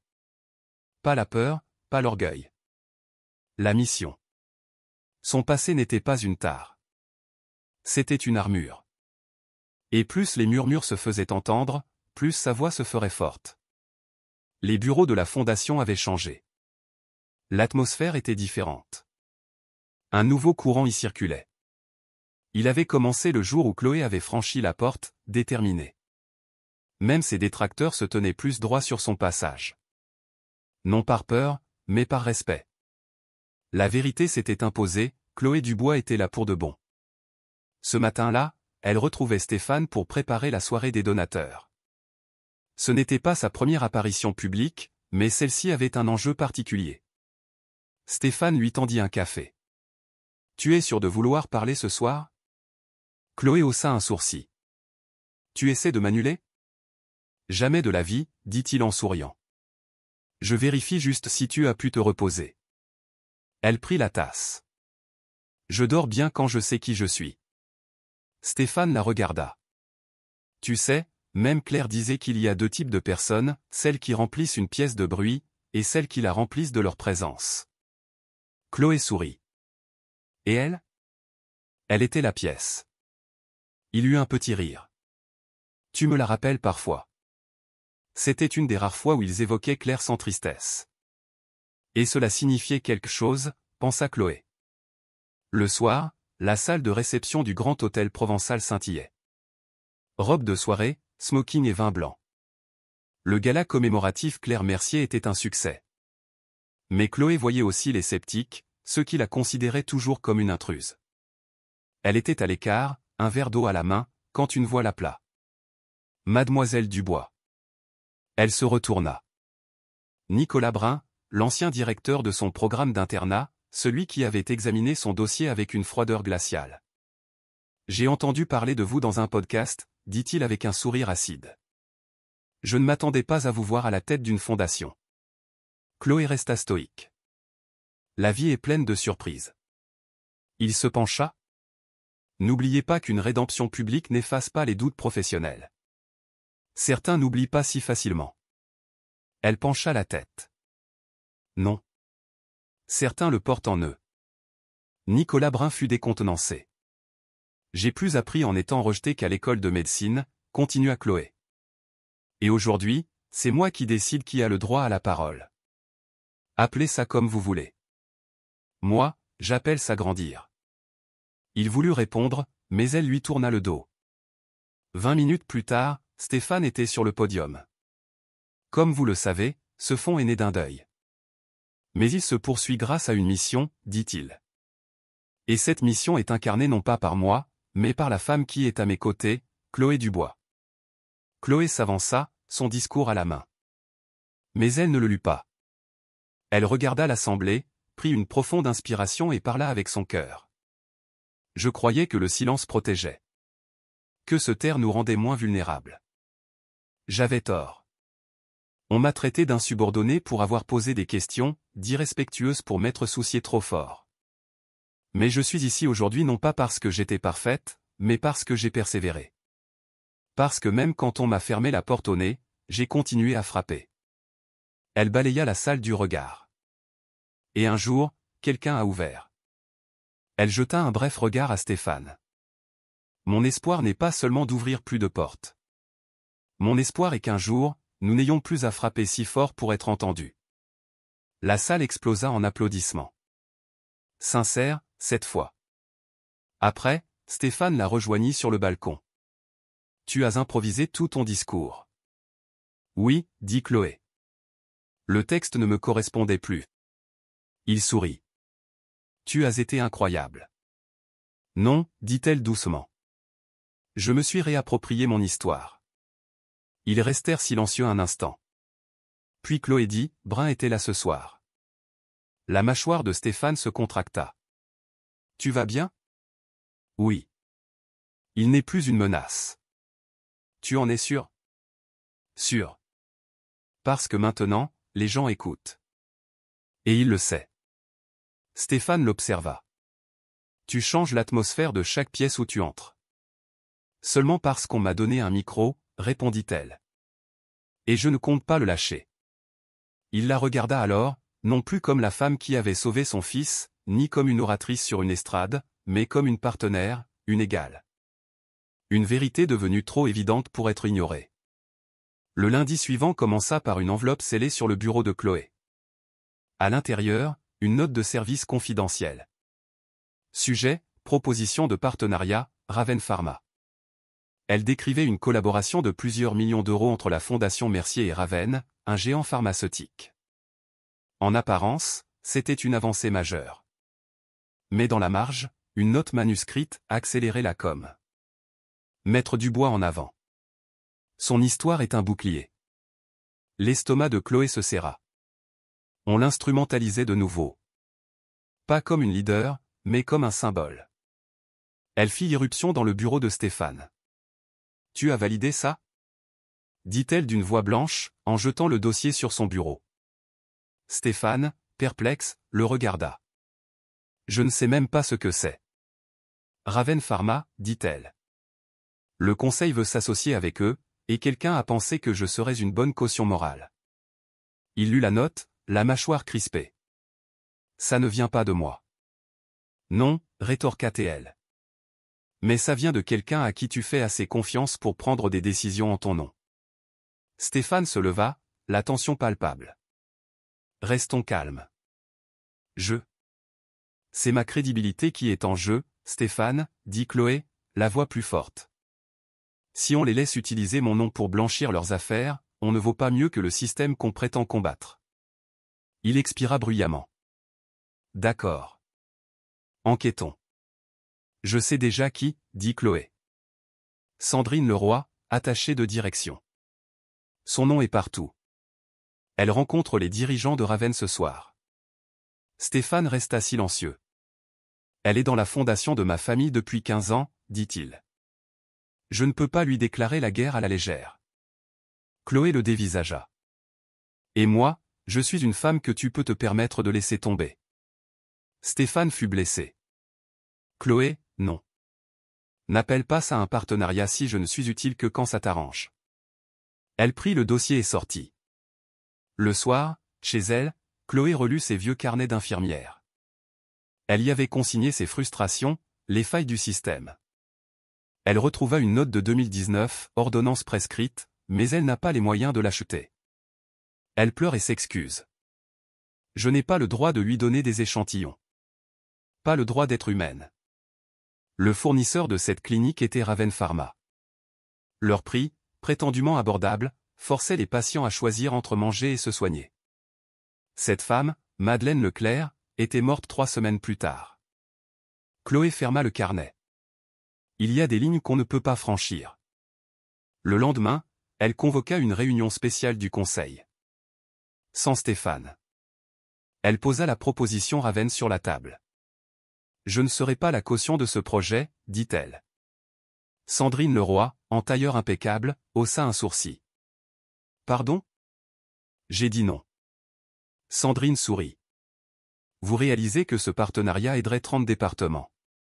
Au détriment de l'intégrité, coupa Chloé. Raven a un passif de prise abusif. Leurs unités mobiles collectent des données illégalement. Je ne serai pas votre alibi. » Sandrine se pencha. « Vous êtes au conseil, mademoiselle Dubois. Mais n'oubliez pas que le vent peut tourner vite. »« Je n'ai pas peur du vent, dit Chloé. J'ai appris à naviguer dans la tempête. » Un silence respectueux s'installa.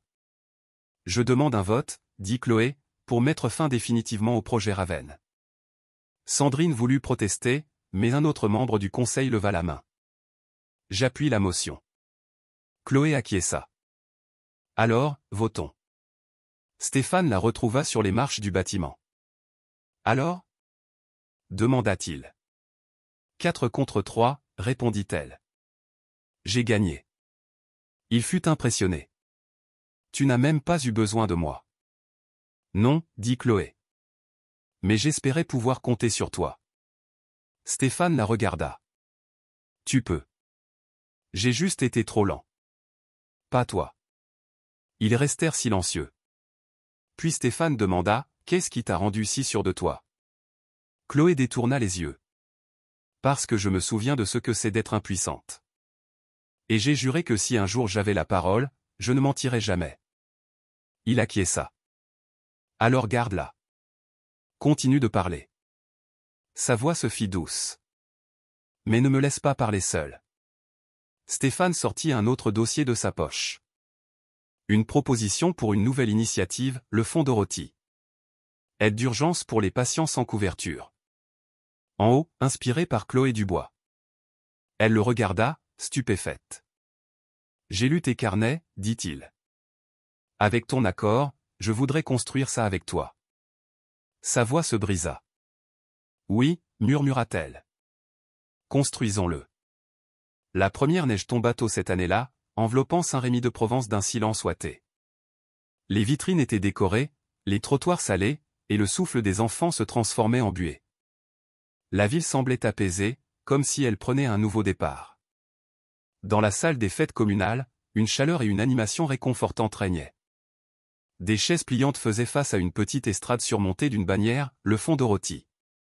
La santé ne devrait pas être une douleur. Chloé observait les gens arriver, des mères avec leurs enfants, des grands-mères, des infirmières en fin de service. Ce n'était pas un parterre de donateurs. C'était une communauté. Stéphane la rejoignit. C'est plein, dit-il. Elle acquiesça, scrutant les visages. Je n'étais pas sûr qu'ils viendraient, murmura-t-elle. Ils sont venus pour toi, dit-il. Pas pour le projet, pas pour moi. Pour toi. Cette vérité la remplit, non d'orgueil, mais de responsabilité. Elle monta sur le podium. Merci d'être venu, commença-t-elle. Ce fonds est né de l'histoire d'une femme. Madeleine Leclerc. Une patiente que je n'ai pas pu aider à cause des règles, des budgets, de la peur. Je l'ai vue choisir entre son insuline et ses courses, et j'ai vu le système lui demander d'être reconnaissante de ce choix. Un murmure parcourut la salle. Mais nous allons changer ça. Le Fonds Dorothy n'est pas de la charité, c'est une réparation.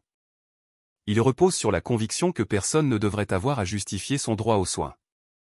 Nous commençons modestement. Couverture d'urgence, clinique locale, aide aux médicaments. Mais notre but est plus grand. Il s'agit de dignité. Les applaudissements furent sincères, bruts. En descendant, Chloé se sentit comme le maillon d'une chaîne, d'un mouvement. Après, elle fut sollicitée de toutes parts. Des professeurs, des étudiants. Comment postuler? Comment aider? Comment étendre le modèle? À la fin de la soirée, elle avait 25 nouveaux contacts, 2 offres de bénévolat et l'étreinte émue de la cousine de Madeleine, qui lui murmura « Elle serait fière de vous ».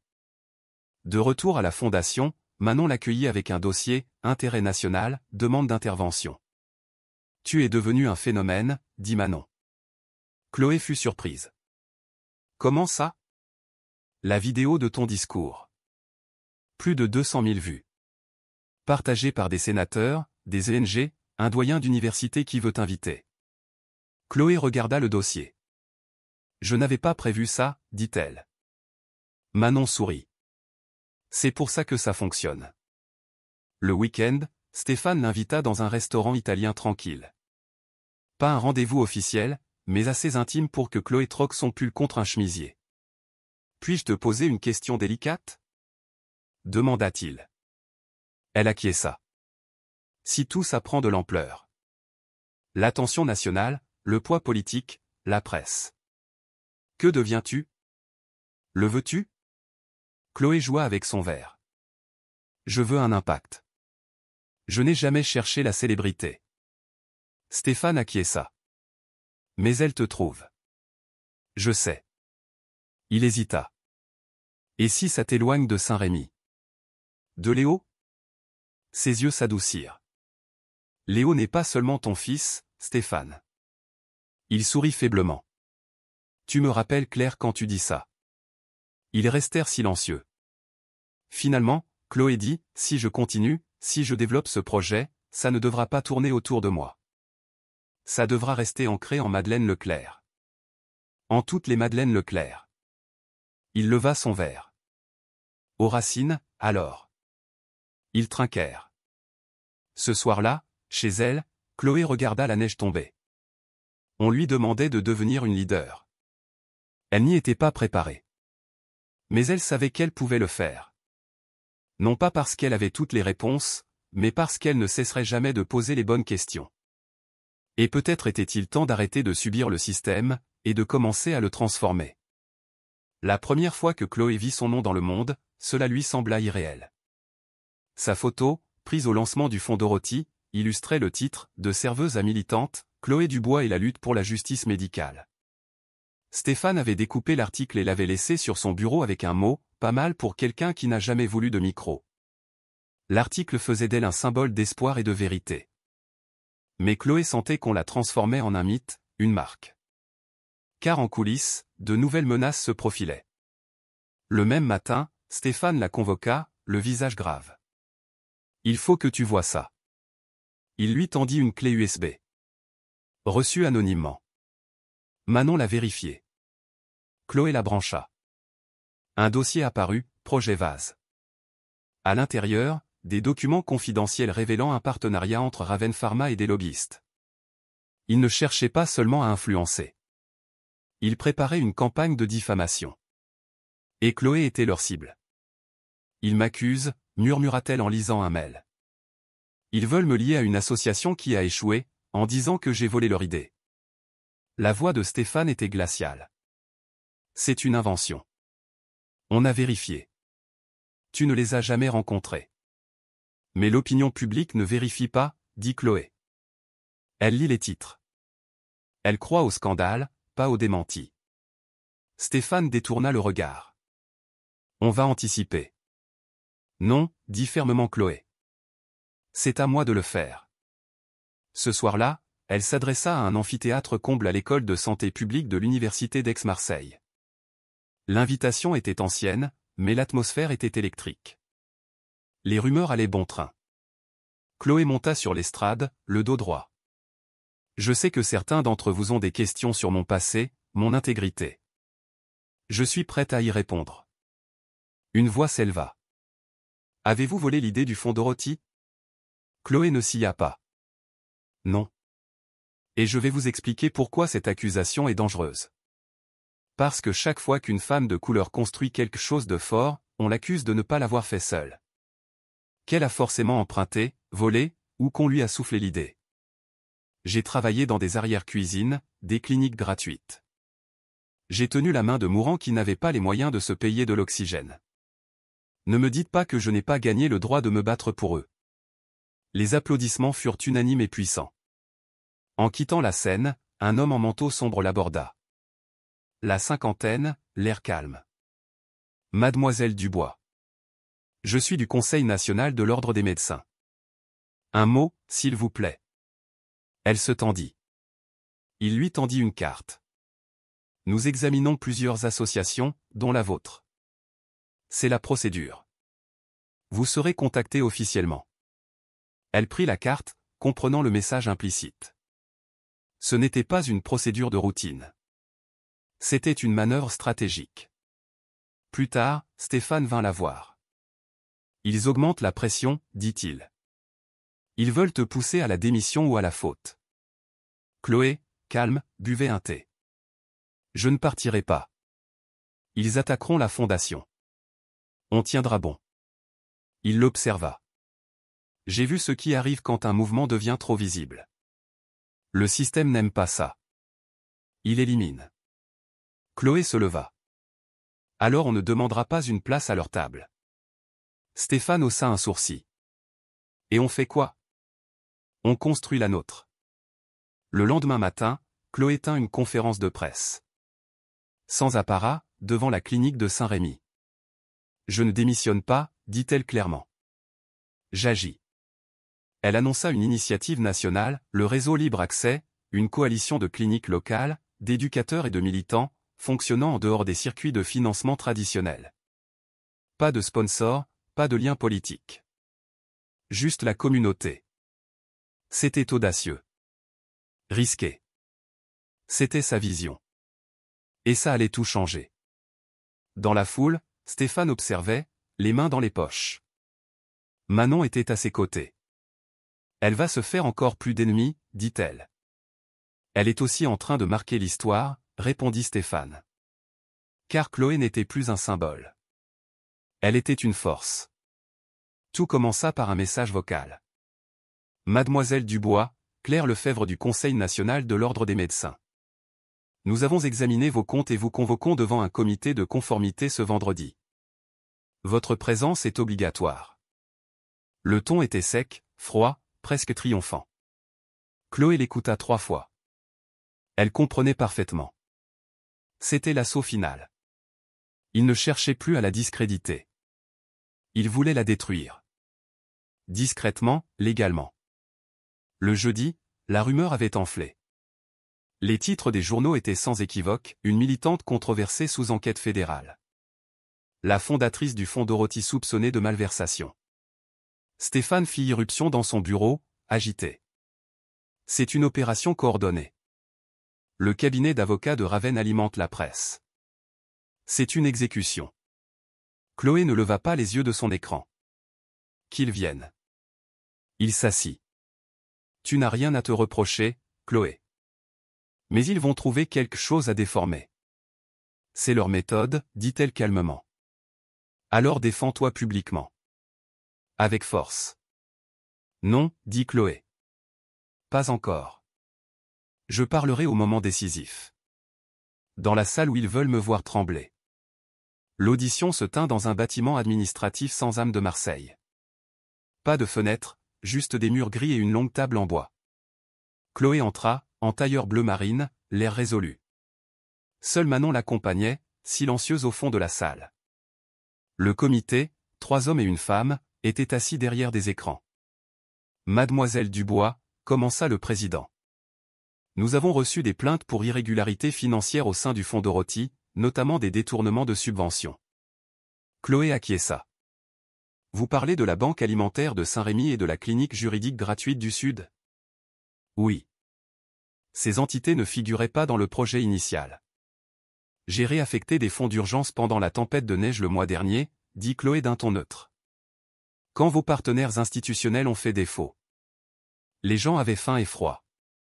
J'ai pris une décision, et je la reprendrai. Un membre du comité fronça les sourcils.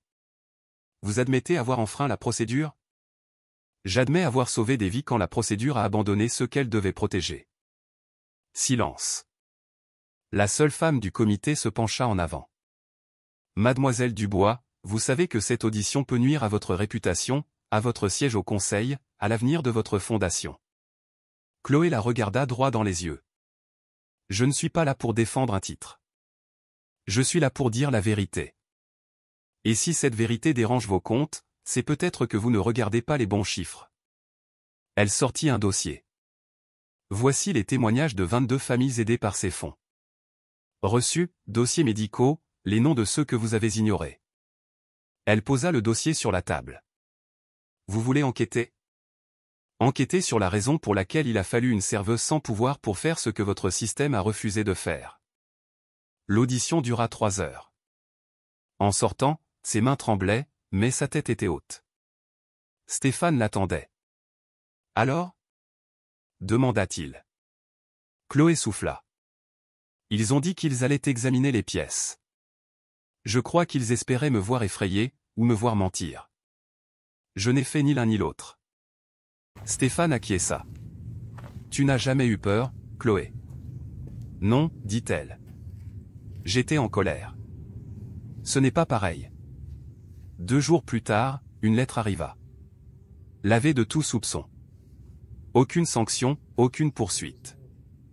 Ce soir-là, Stéphane l'emmena au bistrot d'Evelyne, là où tout avait commencé. Même décor, même cuisinier, mais une Chloé différente. La jeune serveuse, une femme noire à peine plus âgée qu'une étudiante, la reconnut. Attendez, c'est vous, la dame du fonds Dorothy. Chloé sourit.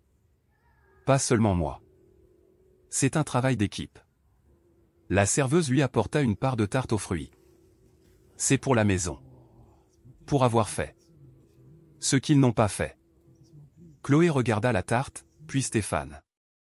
Avant, je dormais 4 heures par nuit. Je courais après les bus. J'ajustais mes propres blouses, murmura-t-elle. Maintenant, on me prend pour un miracle. Je ne le suis pas.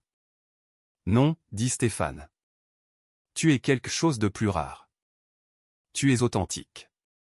3 mois plus tard, le réseau Libre Accès était présent dans 6 nouvelles villes.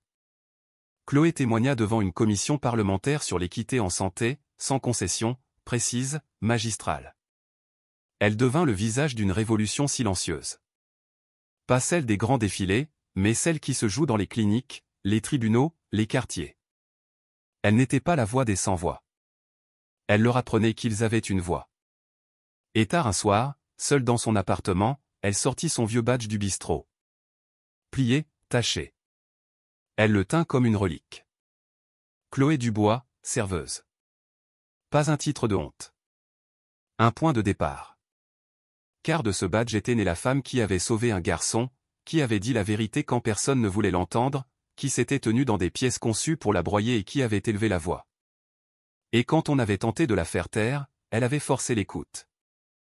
L'histoire de Chloé Dubois nous enseigne que la véritable justice ne dépend ni des titres, ni de la richesse, ni des autorisations. Elle naît du courage. Son parcours nous rappelle que défendre ce qui est juste peut nous coûter notre confort, mais nous donne un sens. Quand le système est défaillant, ce sont les gens ordinaires, ceux qui osent parler, agir et aimer, qui deviennent les héros que l'histoire retient. Chloé n'a pas attendu qu'on l'invite à la table. Elle a construit la sienne. Et en faisant cela, elle a offert aux autres un lieu où exister.